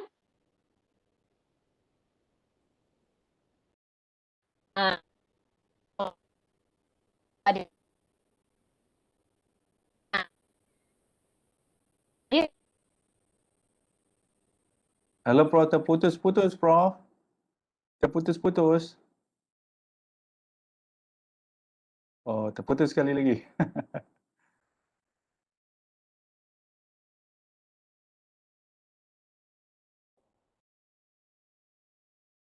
Zana, please contact Prof sekali lagi ya Prof. Zana. Saya tengah contact Prof. Saya network Prof. Problem kot. Yes. Saya rasa di sana lah tu. Apa kita cuba lagi?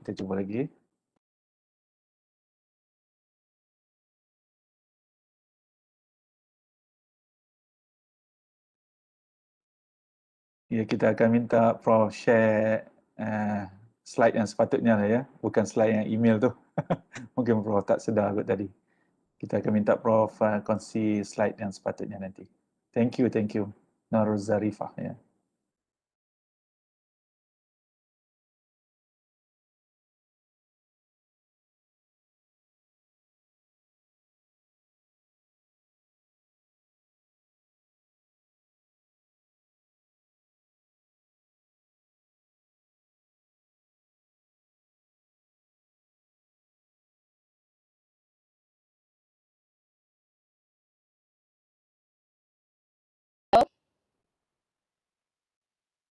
Halo Prof. Ya. Halo Prof. Yes. Ya, dengar Prof. Yes. Terputus tadi. Prof, kalau Prof nak paparkan slide yang sebetulnya Prof, sebab kami nampak skrin di sini slide email Prof. Tidak. Saya tak ada slide email pun. Bukan ada slide. Prof open email sekarang ni. Ah, Prof kena buka yang slide. buka yang slide PowerPoint tu. Sekarang ni kami nampak yang email Prof. Gmail. Webinar Gmail Prof. Ya. Iya. Ya.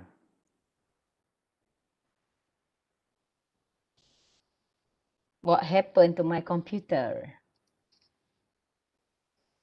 Ini nampak Google. Yes. Boleh masuk balik apa ni slide PowerPoint Prof tadi. Kejap. Prof, stop sharing dulu, kemudian share semula kalau mungkin itu boleh bantu. Ya. The problematic. Line tak bagus hari ni. Minta maaf banyak-banyak. Tak apa Prof. Inilah yang berlaku. Saya tak pernah. This is first time. Ya. Dekat universiti lain, okey, USM.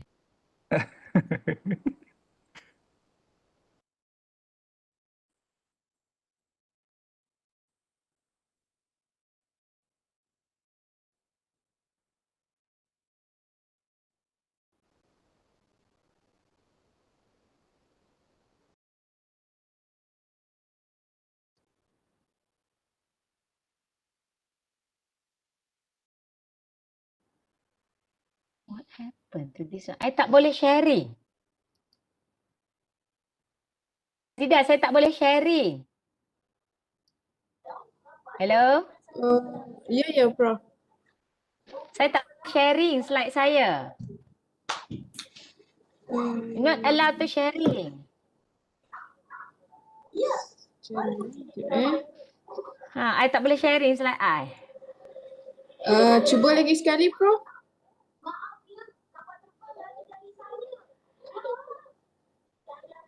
Sekejap I tak boleh sharing.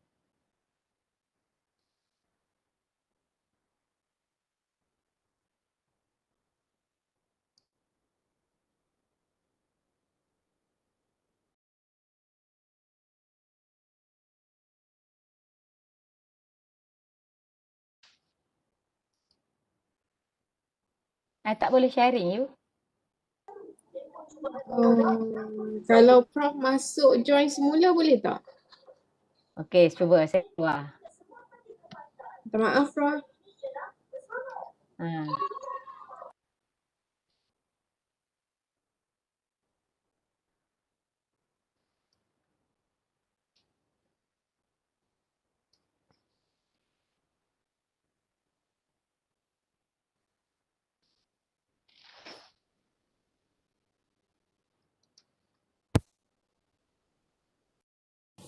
Ya Allah.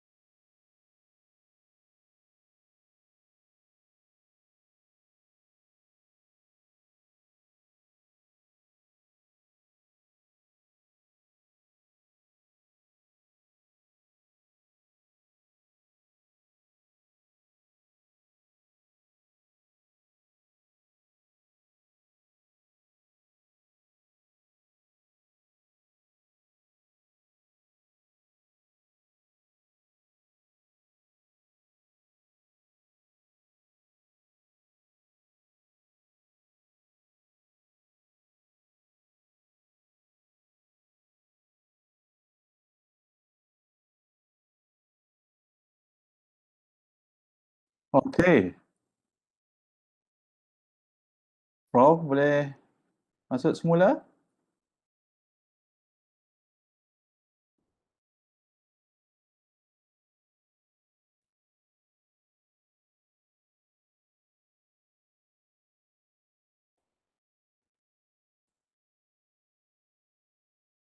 Hello?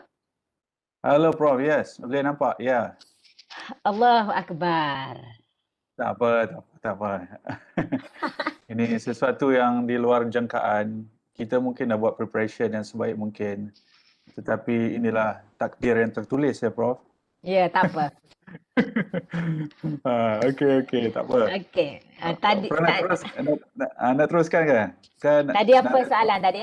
Soalan tadi apa? Lupa. Soalan tadi, sekejap. Okey. Mana dia? Oh, Soalan Prof.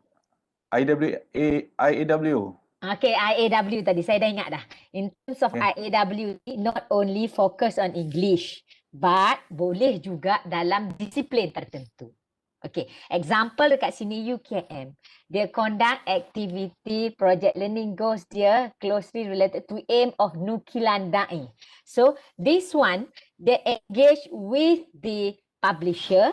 Dia buat face-to-face lecture and presentation, online and offline small group discussion, teaching factory with gallery ilmu, publication house, and organizing writing workshop with professional writer. So, dia menulis berkenaan dengan ilmu keagamaan in this one. So, dia ada presentationnya, dia ada draft writing and final examination. So, in terms of IAW, not focus on English, this is focus on hal ehwal keagamaan. And then dia tulis in Malay because of target dia tadi untuk memastikan rakyat layman ni memahami tentang hal ehwal agama Islam. So, dia publish this book bersama dengan Bonda Nor from Academy Bonda Nor, iaitu publication house punya. So, itu saya kata tadi, the task yang given to the student tu is very important to make sure apa yang student kita nak belajar. Target di UKM ni, last kali dia boleh produce book berkenaan, produce project berkenaan dengan dia punya nukilan da'i. So impact dia, student can write, dia enrich knowledge, dia boleh jadi writerpreneur dia panggil. Write again, and then students show their ability to create communication skills, publication in print and online. So future, to make sure boleh menjadikan future ready graduates. Ini berkenaan dengan IAW. Ada lagi? Okey, soalan seterusnya, panjang sikit soalan ni. Salam Prof, in your opinion, should first year seminar be counted in program attainment, or should it be just attending the course with only formative assessment to gauge the students' understanding? Can you also explain this in the perspective of NQA requirement? Okey, dalam berkaitan dengan MQA keperluan tu, MQA actually dia tidak menentukan sama ada Before dah kita kakak. tadi nak berkenaan dengan bagaimanakah sesuatu teaching and learning delivery tu conducted. Dia tidak ada problem dalam MQA yang itu. Cuma dalam kita punya program tadi, teknik macam mana kita nak deliver teaching and learning tadi adalah berada dalam konteks universiti itu sendiri. So kalau first year tadi yang saya ceritakan pada awal tu, kita kata seelok-eloknya dia last kali dia beri kredit, dia beri evaluation, dia ada pemarkahan sedikit kepada pelajar dia tu. Sama ada kita nak buat secara embedded ataupun course to standalone. So pada saya MQA tidak menjadi persoalan benda tu. Yang paling pentingnya the way kita conduct tu boleh memberi experience kepada pelajar, dan pelajar itu dia akan memahami that disiplin yang dimasuk tu. Macam saya bagi tadi forestry tadi Pak. Dia faham in terms of forest tu macam mana nak belajar dari sudut first year punya orang. Kemudian bila masuk second year, third year, and final year, dia already knows what should do this and then next and next and next. Itu dia. Okay, ada lagi, ada 3 soalan lagi. Prof, Suka tanya soalan. yes. How about the readiness of students and lecturers regarding the flexible education? How do you cultivate the motivation and your staff regarding this matter? Okay. In terms of flexible education, number one, bila kita nak develop the curriculum flexible education, they come from number one, number two, number three. Who's number one, number two, number three in the university? Ataslah top management. So, this person, kalau kita tengok nowadays, kita sudah pun membuat pelbagai pada tahun 2018, 2019. Dah pun engage berkenaan dengan flexible education. Tapi kita takut untuk berubah. Itu pandangan saya. Example, kita boleh ready, but kita banyak sangat terikat. Negotiation tu kita kena tengok. Actually, in the real world sekarang, kita tidak boleh offer bachelor perikanan semata-mata. Cannot. Because of the digital era, we have to move. Number one, we understand the concept of curriculum tadi, the discipline itself. So disiplin kita, kalau kita tengok dalam membentuk kurikulum, sesuatu kurikulum, number one is khusus university. Dalam khusus university tu, you can offer HIEPs, implementation, macam-macam. And then, they goes to kepada core courses. And then goes kepada elective. The core courses is a discipline tersendiri. Example, saya bagi contoh sebab saya orang perikanan. So, Bachelor Science Perikanan. Itu my discipline, core courses. So, dalam core courses itu, macam manakah kita nak menjurus ke arah educational, flexible education. So, dalam elective course ataupun 1-2 sahaja dalam core courses itu, kita ada interdisciplinary. Kita kena embedkan dengan teknologi, contohnya multidisiplin. Kita tidak boleh belajar bachelor perikanan semata-mata tentang ikan. We have to study juga what's so important about this ikan. Example, in terms of medic. Orang makan ikan, what for? Untuk menyembuhkan sesuatu penyakit bagi sihat, that's protein. Kita tak boleh ambil protein ayam. Kita tak boleh ambil protein daging. The most important thing, protein tu untuk pertumbuhan adalah datang daripada ikan. So itu untuk health. So kita kena ambil multidisiplin. And then macam manakah nak interaktif. Itu sebenarnya bila konsep tu faham, maka kita boleh kumpulkan elective courses kita tadi tidak hanya kepada satu saja dah bachelor science perikanan tadi. Tapi kita kena ada multidisiplin. Maka boleh berlakulah fleksibel. And then nowadays course, MOOC course, micro credential. Itulah credit transfer is very important. Very important. Student kita boleh ambil mana-mana courses offered dekat mana-mana university, then bring to the university, for example, USM or UKM or UPM, then kita ada ahli jawatan kuasa untuk melihat the credit transfer tadi. Which course yang dia ambil tu, kumpul-kumpul boleh menjadi satu course. Flexible education not only mean flexible in terms of curriculum, but also flexible how to boleh membuat kursus dia sendiri dengan LO tertentu. Itu pada pandangan saya. Terima kasih. Okay, Prof. Last 2 questions.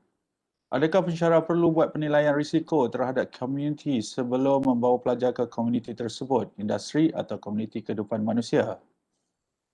Okay, so that's why kenapa tadi kita kena ada negotiation, kita ada collaboration, kita kena tahu apa problem. So kita tidak boleh membawa student kita tiba-tiba nak menyelesaikan masalah orang, padahal orang tu tak ada masalah pun. So that's why, kenapa tadi ditanya soalan, kita kena engage first, kita kena bersama tanya dia what is yang dia kehendaki. Dan apa yang kita boleh berikan penyelesaian. Bukan hanya rumah orang. Bukan. So that's why kita kena ada sedikit penilaian lah untuk sama-sama mengharmonikan whatever yang kita belajar. Dia pun hendak masalah, kita pun ingin membantu. Win-win situation is very important in terms of when we want to implement the SCL ataupun Sulam or CBL. For me lah. Okay, Prof. Last question. Ini daripada YouTube. What kinds of assessments that can evaluate the analytical thinking of the diploma students?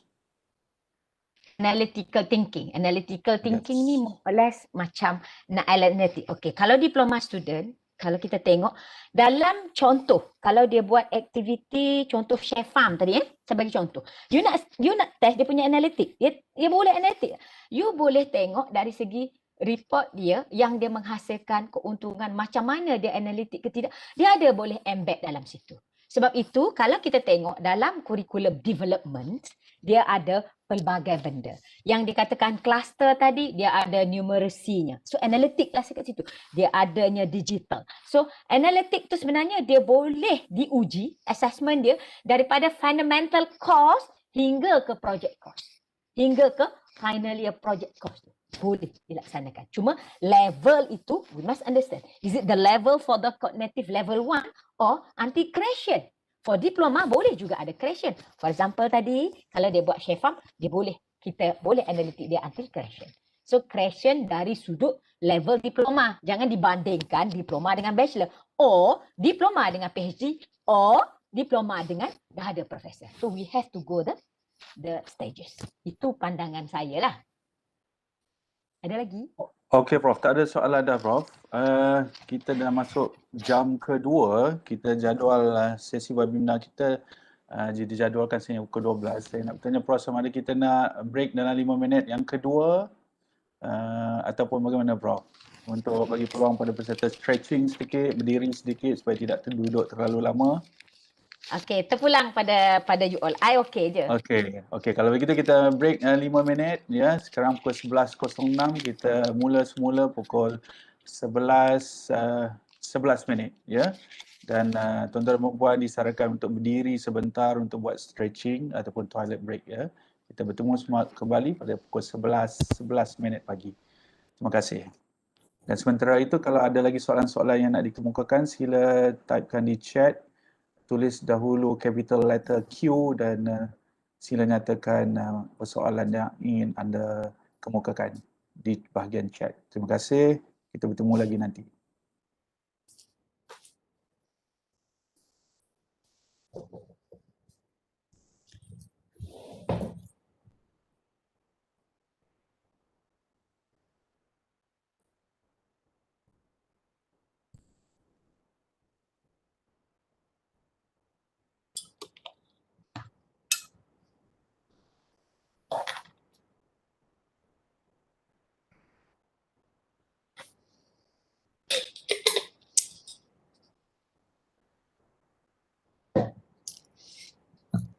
Harapnya lepas ni tak mati.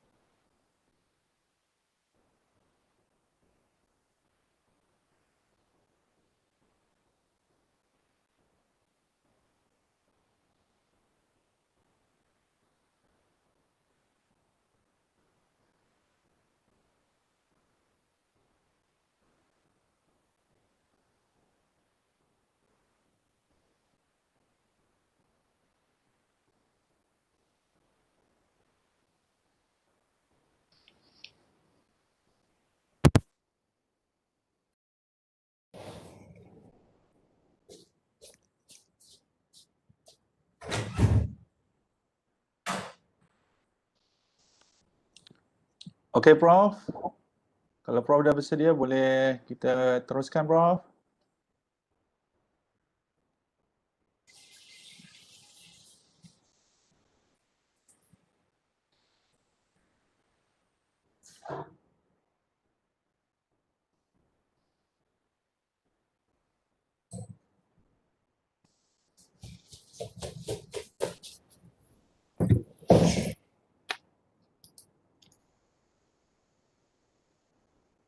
Okey, Prof. Kalau Prof bersedia, boleh kita teruskan. Silakan, Prof. Okey, sekejap. Nampak tak? Ya, Okey, ya, Prof. nampak, Prof. Okey. Pun IAW. Now we continue with the, okay, I nak sharing with you. This one. Dengar Okay, in Ya, terms, jelas. okay, jelas in terms of apakah attribute yang sepatutnya student ada dan sepatutnya kita ada. I always remind myself, Mutahara, if you want to teach your student, make sure you master first in that particular field. So actually in the 21st century skills, the important skills, student have to have the 6C dia kata. Creative, communication, citizenship, character, critical thinking and collaboration. So dalam konsep this one, as a lecturer, actually we have to have more than that. So that's why dekat sini in UPM kita meminta, kita suggest and then kita bagi practice, kita train our lecturer, at least kita kena ada 10 perkara. To make sure we want to prepare our student have 6 C's. So yang pertamanya kreatif, student pun ada. Semua yang 6 saya sebut tadi, and then as educator, kita panggil kita ni educator, we have to have the one committed. The important thing is diri kita, whatever we conduct, buat apa saja dalam dunia, kita punya commitment, committed. Aspire to design the teaching strategy according to the learning needs. And then kita kena ada connectedness. This one, access and dissemination of update relevant knowledge and interaction with learners through a variety of connectivity means. I don't like, for your information, perkara yang paling saya tak suka dalam hidup saya adalah online teaching. Betul. But because of when I become a director of kids, so that's why I started to expose myself how macam mana nak explore, nak memastikan I like this one. Because I have to inform the lecturer lain. Kita kena tahu ni. So that's why we started to do. Pengalaman saya. Kita nak bagi orang pandai, kita nak share semua, kita dulu kena buat. And then compassionate. This ensure that learners have the soul to go beyond acquiring the expected learning outcomes, especially during the COVID-19. Kita boleh buat online. Contoh macam kita tadi, sekejap berhenti, sekejap tidak. Itu bagi kita yang ada bergaji tadi, macam mana nak buat. So, bagaimanakah kita nak compassionate tadi, jiwa tu, how to didik, nak mengajar, teknik pengajaran yang macam mana. So that's why we have to have the attribute tu kita kena ada dalam diri kita, compassionate. And then last kali, competence. Subject matter expert should be the basic of teaching to ensure accurate content delivery. So I nak deliver the HIEPs to all of you. Actually, I learned a lot when I started to become a deputy director of KUPM. So I ada terlibat with Prof. Aida, my sifu, yang my mentor to teach me about the teaching and learning. So I learned from her since 2015 until now. And then lastly, thankful sangat because of I learned a lot when I try to diarahkan as a public kumpul experience about the HIEPs in Malaysia. So that's why how the process become kita boleh mengetahui benda tu semua. So that's why tadi saya kata, if you want to prepare our student with 10 skills whatever, we also have kena tahu benda tu, master perkara tersebut. That's why jangan takut untuk belajar. So that's why in UPM kita produce so many books, we training about the macam mana nak jadi innovative educators, we call preceptors. So dalam kita punya ni in terms of innovative educators whatever, kita kena tahu putra innovative preceptor itu, educator itu macam mana in term, dan bila kita dah tahu the karakteristik kita tadi, so kita boleh buat putra innovative delivery. Macam mana pride kita nak inform. Sebenarnya case study ke modular gamification, flip classroom, semua teknik-teknik itu adalah berada di dalam HIEPs tadi.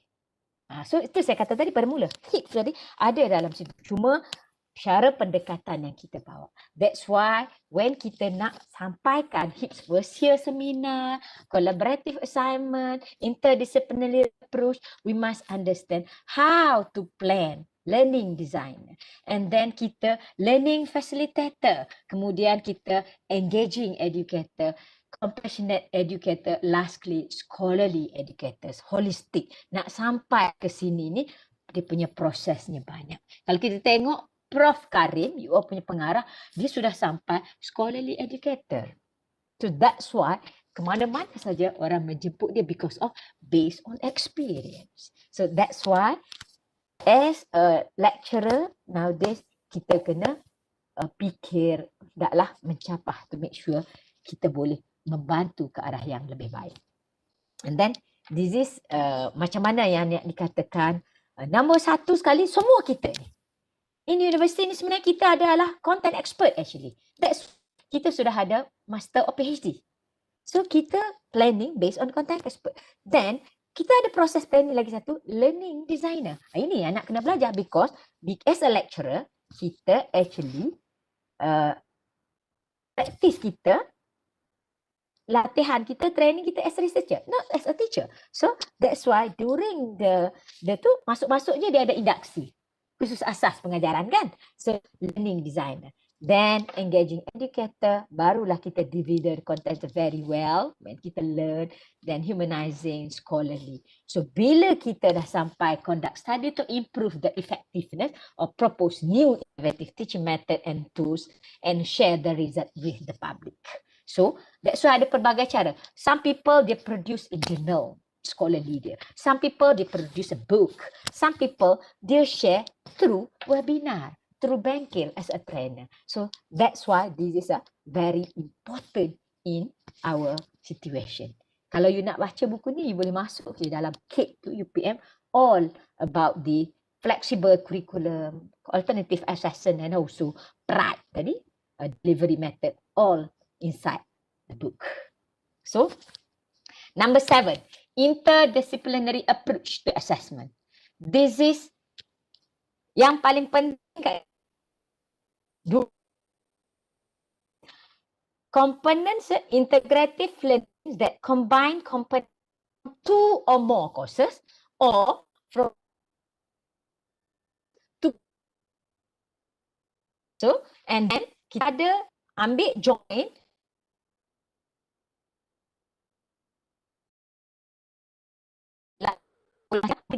and then lastnya interdisciplinary curriculum. Itu kena faham dulu in terms of task. Kita buat kecil-kecil dulu, then baru kita boleh goes kepada kita zemin and synthesize. Cuma yang kita nak selesaikan itu from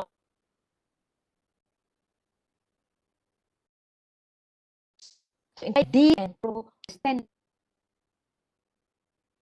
disease yang maksudkan dengan inter. Kita gunakan dia ni dalam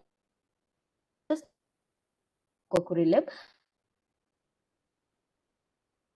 dan boleh buat face or side online learning. So pelbagai mode of learning yang kita boleh praktiskan nowadays. Kalau saya tak silap in UPM, fakulti komputer tidak masuk ke dalam universiti. Kita ada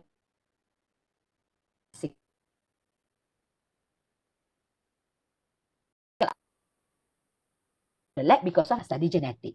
Kat rumah tak ada mesin yang canggih. So integrity to work individual collaborating with others, individual or work. Kalau saya like to collaboratively, maknanya dia kena bukan individual pergi bertanya tapi dalam group, and then assessment by interdisciplinary approach can be applied throughout the duration of study. Mana-mana you boleh buat yang ini, dan dia boleh buat not necessarily be comprehensive as a capstone. Adik sedikit, kalau capstone tu besar lagi projeknya. So interdisciplinary approach to assessment atau ID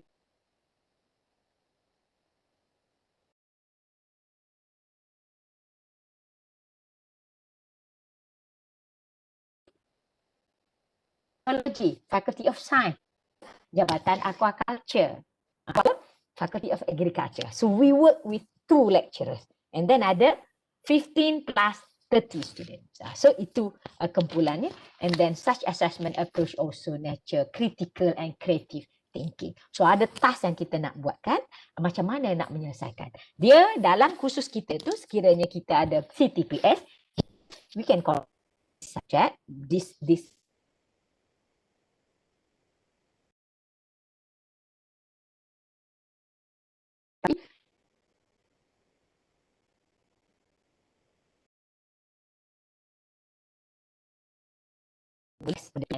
kalau tengok soft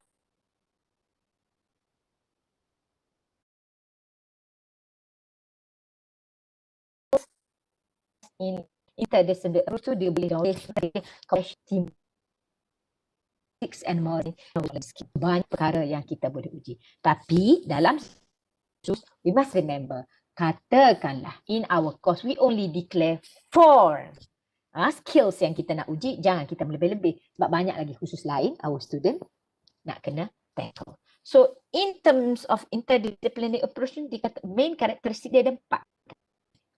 Number 1, problem. We have to define the problem. Number 2, disciplinary insight. Identify relevant discipline. So literature from various. Then kemudian baru integration. So study the problem and generate insight. Identify conflict and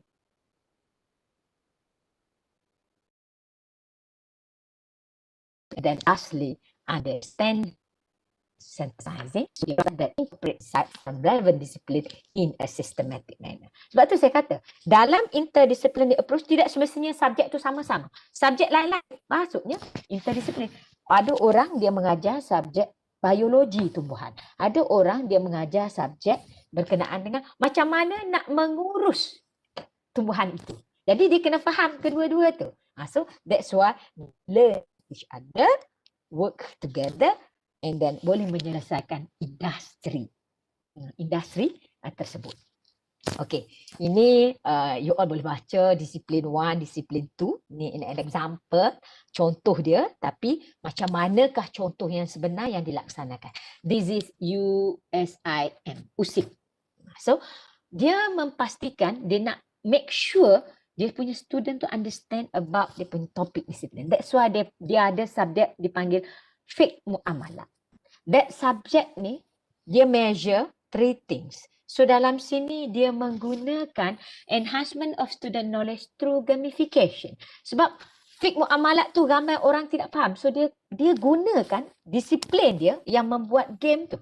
So perkara-perkara dalam situ yang dia adanya berkenaan dengan fiqh muamalat. Adanya educational, interactive and fun way to enhance student knowledge in fiqh muamalat. Ini yang dikatakan interdisiplin. Ada disiplin learningnya, ada disiplin hal ehwal keagamaan yang dikatakan Islamic finance tadi. So ini cara konsep yang dilaksanakan di USIM. So ini telah pun diorang keluarkan dia punya pattern semua. So ini yang dilaksanakan oleh Syahidawati et al. Dalam buku HIEPs lah. It's not from orang lain. Ini salah seorang daripada ahli matematik juga dalam sini.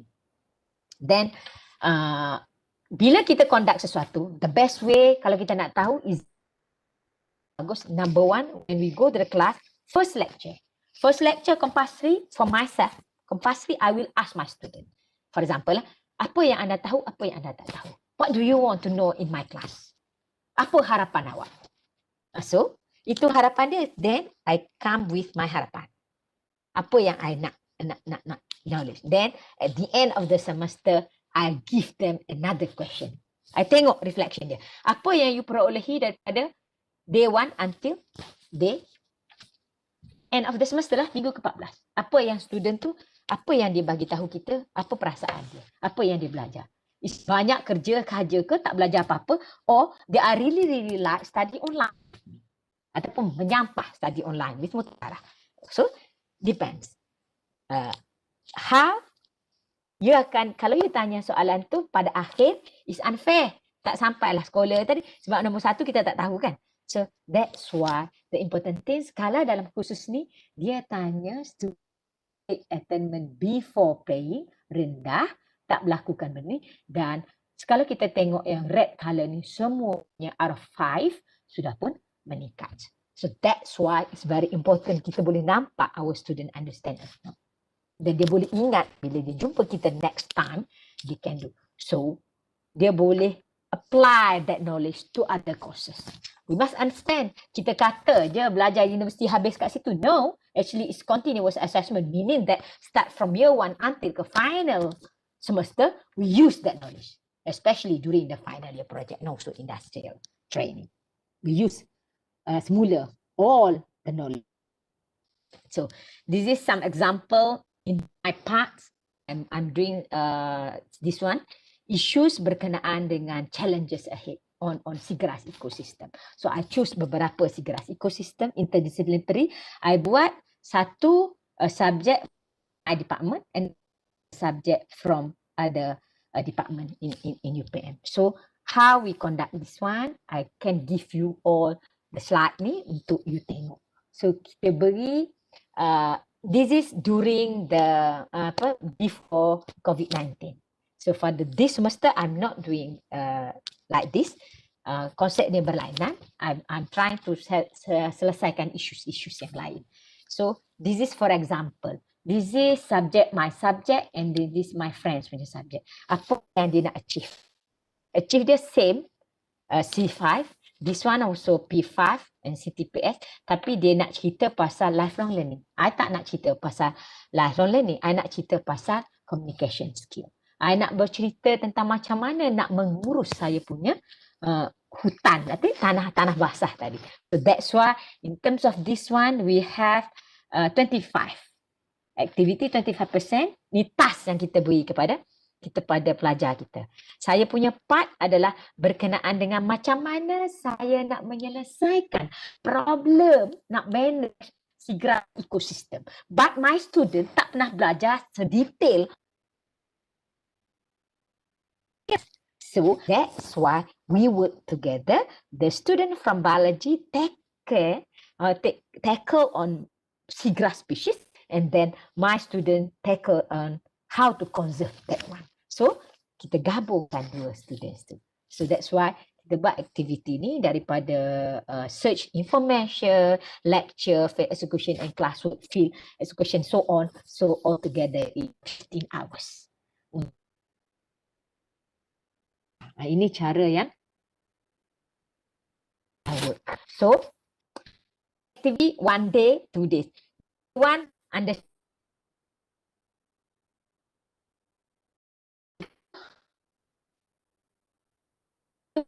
this one. So, communication parts. I ask my student biology to explain to the community, to industry about the importance of that one. Kenapa? They become a filter feed, they become a food for the dugong, food for the fishes, semua tu. And the next day, how practical skill kita bagi dekat situ to transplant the species. Of course, before that, student belajar biology already study about the seedling semua, the germinate, and then bring to the field. So that's why work together. Saya senang je, saya bawa satu bas, pergi 2 kelas. Jimat duit,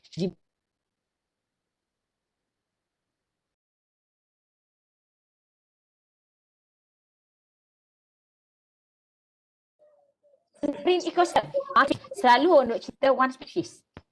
ability to compare the previous ecosystem tadi with new ecosystem, dia gain valuable teamwork, experience dia, application to the acquired knowledge for seagrass ecosystem, environment awareness and conservation.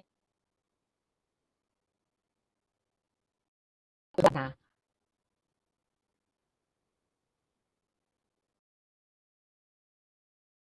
the yang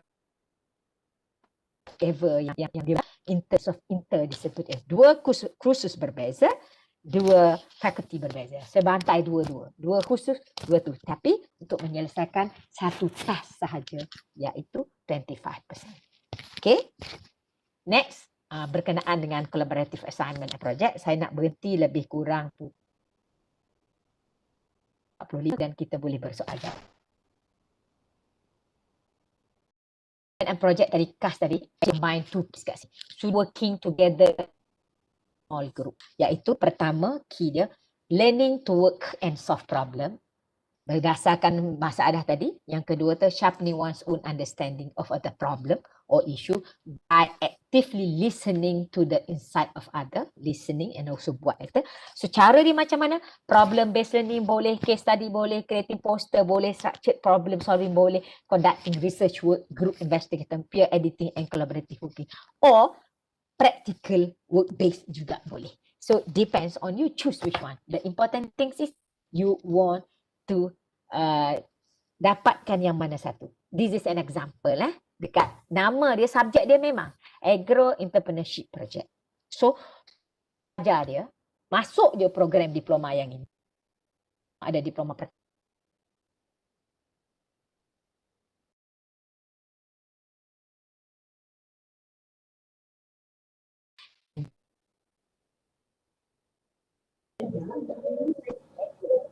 Prof. Putus-putus, Prof.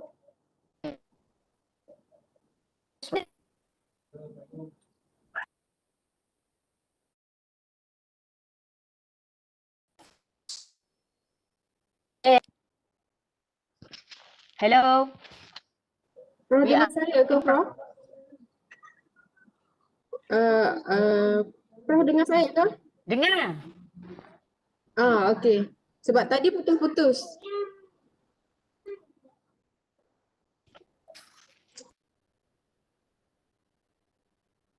Okay. Continue. So dalam kelas ni adalah Agro Entrepreneurship Project. Salah satu. Apa before as a lecturer, apa yang during project and post project. So student buat macam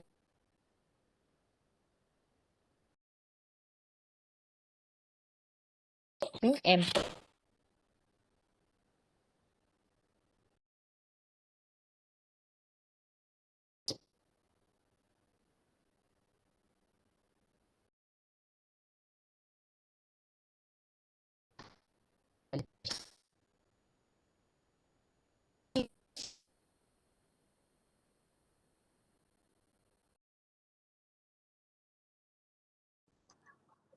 Tak dengar, Prof. Memang tak dengar terus. buat di meja yang hello.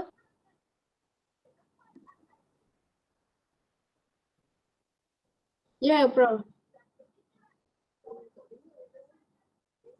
Prof?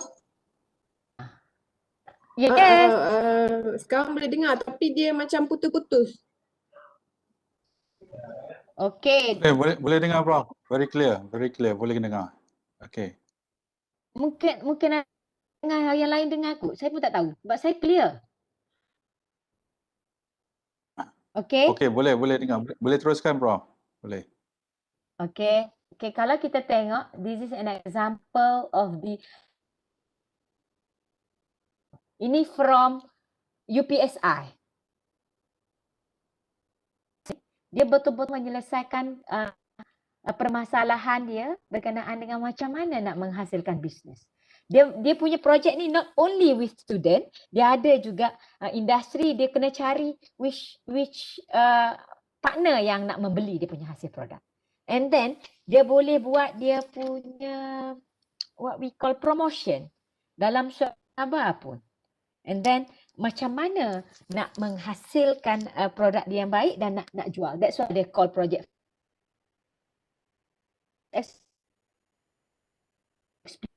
in the culture sector. They are fully of planning and management enterprise and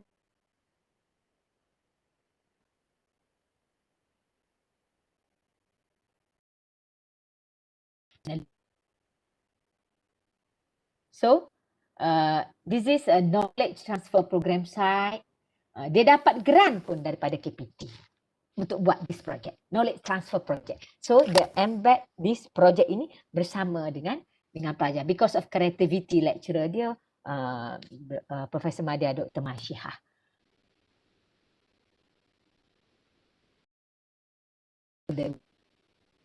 And macam knowledge transfer program berkenaan dengan agriculture. So this is another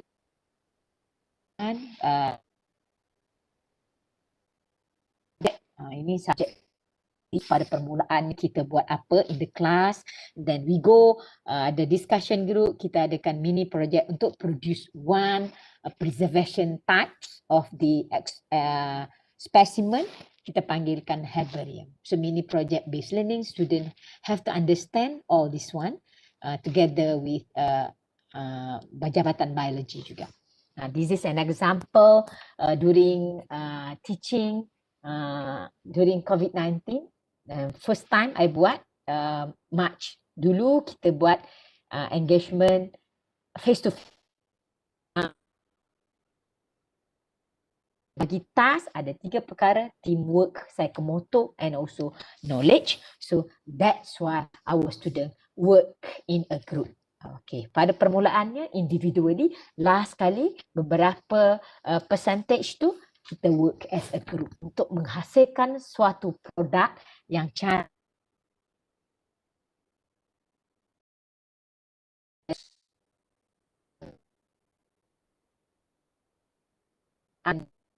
Ada dia punya QR.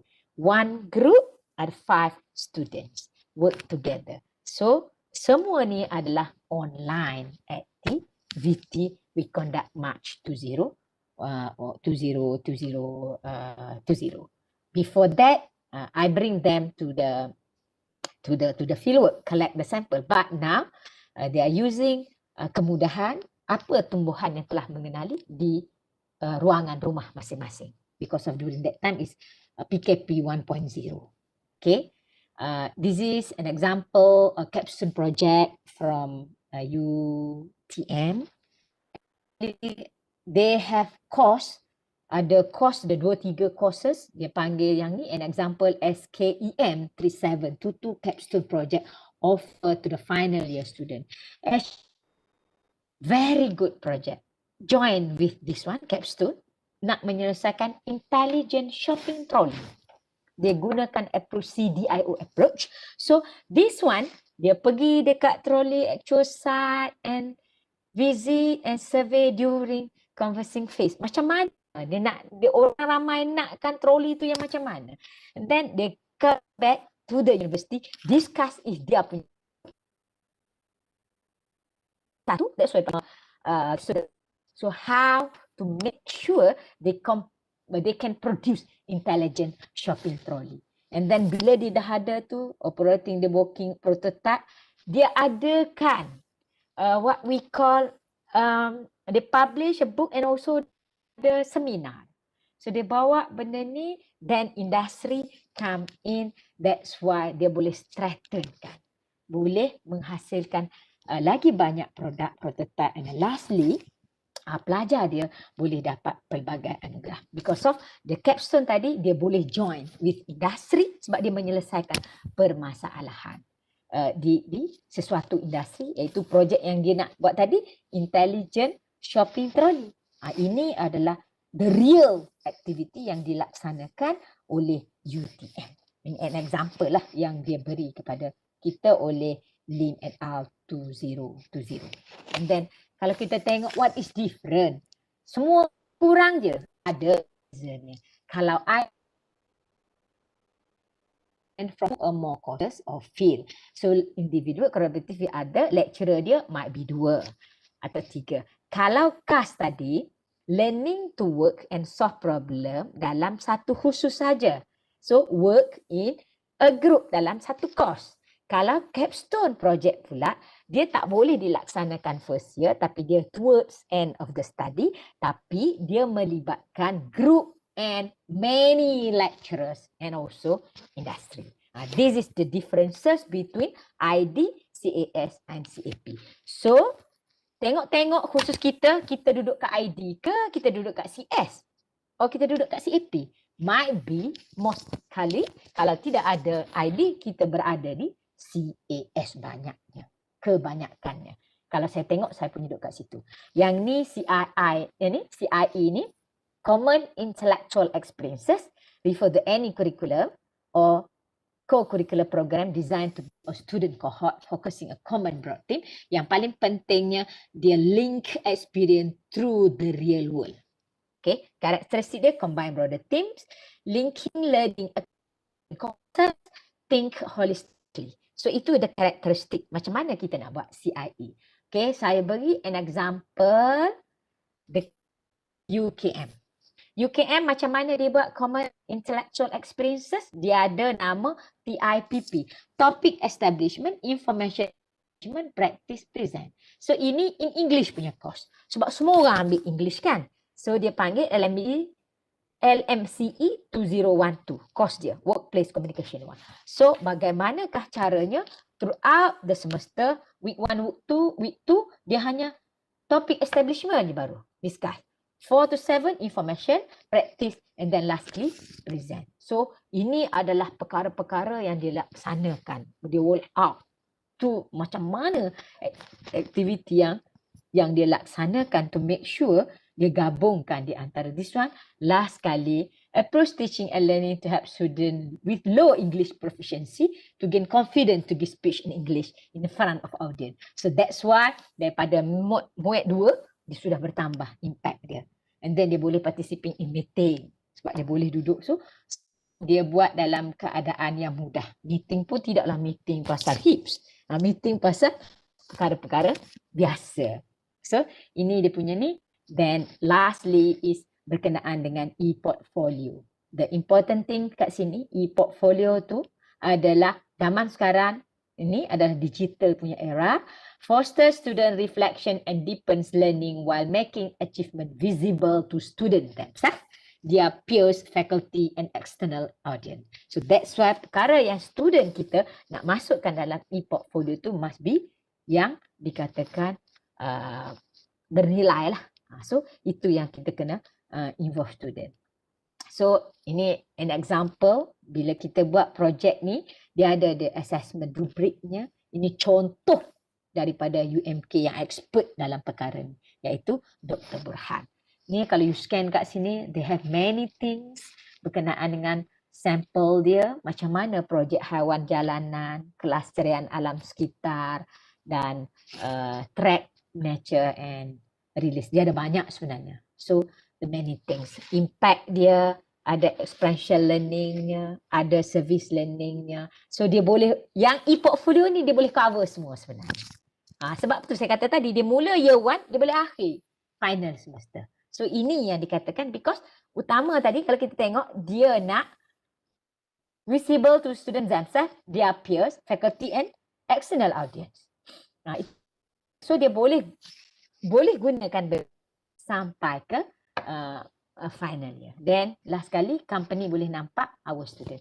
This is empirical research tu semua orang dah tahu, tak perlu fokus. Boleh je kita an example UMT dia buat student research day, macam mana internship, macam mana semua orang tahu.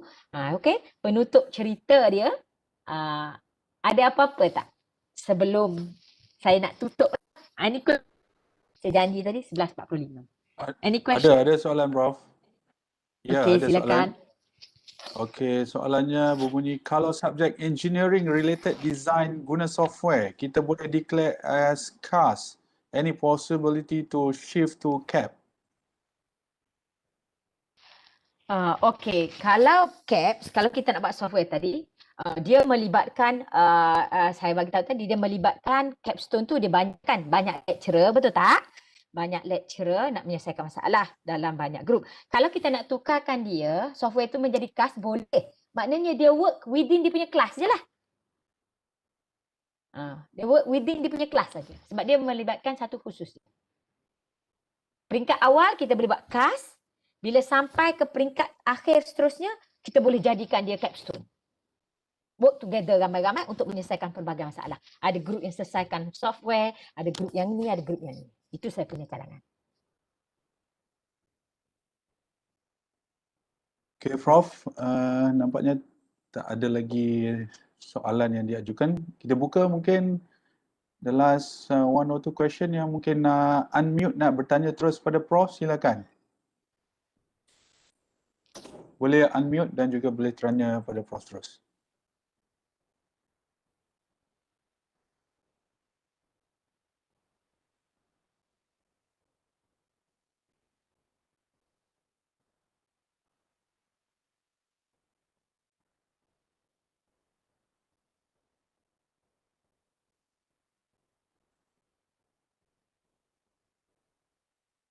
Tak ada? Nampaknya belum ada. Okay, tak apa. Tak ada habis ya? Okey. Kita bagi dalam 10 saat lagi. Kalau ada yang nak bertanya soalan, boleh unmute terus bertanya pada Prof. Mutahara Zakaria. Ya, silakan.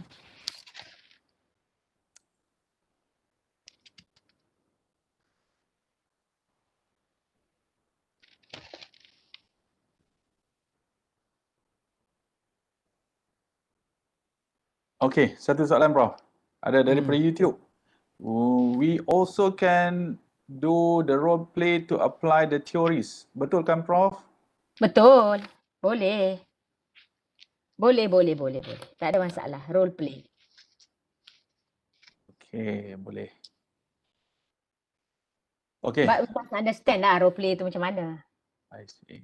Okay, the next question. CBL and SL yang Prof cerita tentang community can be used for industry or not? Thanks. Okay. Dia sebenarnya community tersebut, kita kena tengok. Kalau industri dia lagi bigger, betul tak?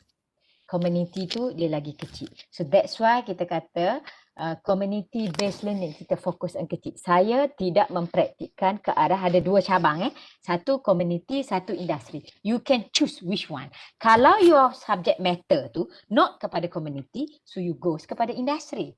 Kalau subject matter you tu to help communities, you go kepada communities. Tetapi must be you punya implement tu help each other tu dua-dua again lebihnya nak membantu win-win situation.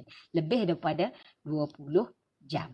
Janganlah kita kata okay touch and go je 1 jam dah dikatakan sebagai service learning. Tidak. Sebab tujuan kita tadi nak solve the problem yang detail kalau yang dikatakan service learning. Kalau community based learning tu yang ini memang betul-betulnya ke arah service community sahajalah. Agak sukar untuk kita nak beri service learning kepada industri. Nak community based learning kepada industri. Silap. Okay? Kalau kalau tak ada saya nak pergi kepada slide terakhir. Okey, rasa tak ada lagi ke Prof? Tak ada lagi. Okey. Saya nak pergi kepada my slide yang terakhir, bukan ini. Ni dia. Saya buat formula, saya cari-cari from internet, discuss with my group. Competency actually is mobilization, knowledge plus skill plus attitude plus values. So that's why kalau kita tengok in the curriculum itself tu, kita ada functional work skills yang dikatakan nak jadikan seseorang itu kompetensi, skill based. So that's why HIEPs come in di sini. So dalam functional work skill tadi, kompetensi tadi, kita ada cognitive critical thinking. So HIEPs berada di dalam situ. Sama ada problem solving ke, numeracy skill or practical skill. And then in terms of communication, teamwork and leadership skill. Kita tak communicate seorang-seorang, tak jadi term lain kan. So that's why when we communicate as a teamwork. And last kali, kita become a leadership. Teamwork skill, social, kita tak cakap seorang. Teamwork social skill, interpersonally ataupun interpersonally. And of course, we have the responsibility, leadership skill. So, semua tu menuju ke arah functional work skill, kompetensi. Last kali kita kata, kita perlu ada all the element, so maka barulah boleh lifelong learning. And then, entrepreneurial and digital skill.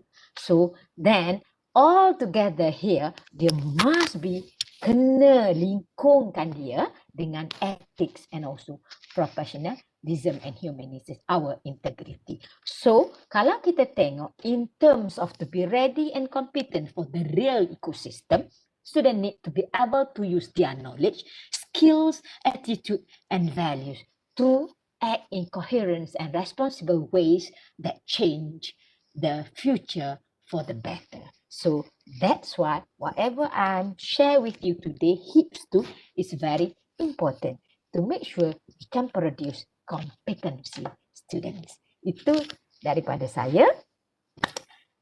Dan acknowledgement, terima kasih kepada USM jemput saya dan juga kepada saya punya sifu in terms of teaching and learning, Profesor Aida Suraya, dan saya punya sifu in terms of my field on seagrass, seaweed and also mangrove, Profesor Japar Siddiq Bujang. For your information, that Japar Siddiq Bujang, you punya alumni USM. So, itu saja, yang baik-baik itu datang daripada Allah, yang buruk itu datang daripada saya. Mohon maaf banyak-banyak sebab hari ini saya banyak sangat berlaku masalah teknikal. Tak apa, Prof. InsyaAllah. Tak apa. Okey. Terima kasih banyak-banyak, Prof. Bagi pihak Center for Academic Development Universiti Sains Malaysia, CDAE, dan juga dari pihak Profesor Dr. Abdul Karim alias selaku pengarah Pusat Pembangunan Kecemerlangan Akademik di USM, kami ucapkan ribuan terima kasih kepada Prof di atas kesudian memenuhi jemputan ini untuk menyampaikan webinar bertajuk High Impact Education Practices in the Curriculum. Dan kami juga ucapkan terima kasih kepada semua peserta yang mengikuti webinar ini melalui Webex dan juga melalui YouTube Live. Kepada peserta-peserta dari USM, sila jangan lupa tekan link yang kami berikan untuk mendapatkan mata CPD. Untuk itu, sekali lagi ucapan terima kasih kepada Prof Mutaharah Zakaria dan kalau boleh kita berikan tepukan kepada Prof Mutaharah Zakaria ya melalui reaction. Oh, macam-macam. Okay, thank you very much Prof. InsyaAllah kita jemput lagi pada masa-masa yang akan datang ya. Okay. Dan rakaman YouTube live ni akan boleh anda perolehi daripada YouTube CDAE yang telah kita sharekan linknya tadi, ataupun kalau nak mencari daripada browser tu tulis YouTube CDAE USM ya, CDAE USM. Untuk itu sekali lagi terima kasih Prof. Thank you very much. Hingga kita bertemu lagi kepada semua ya. Okey, terima kasih. Bye-bye. Assalamualaikum warahmatullahi wabarakatuh dan salam sejahtera.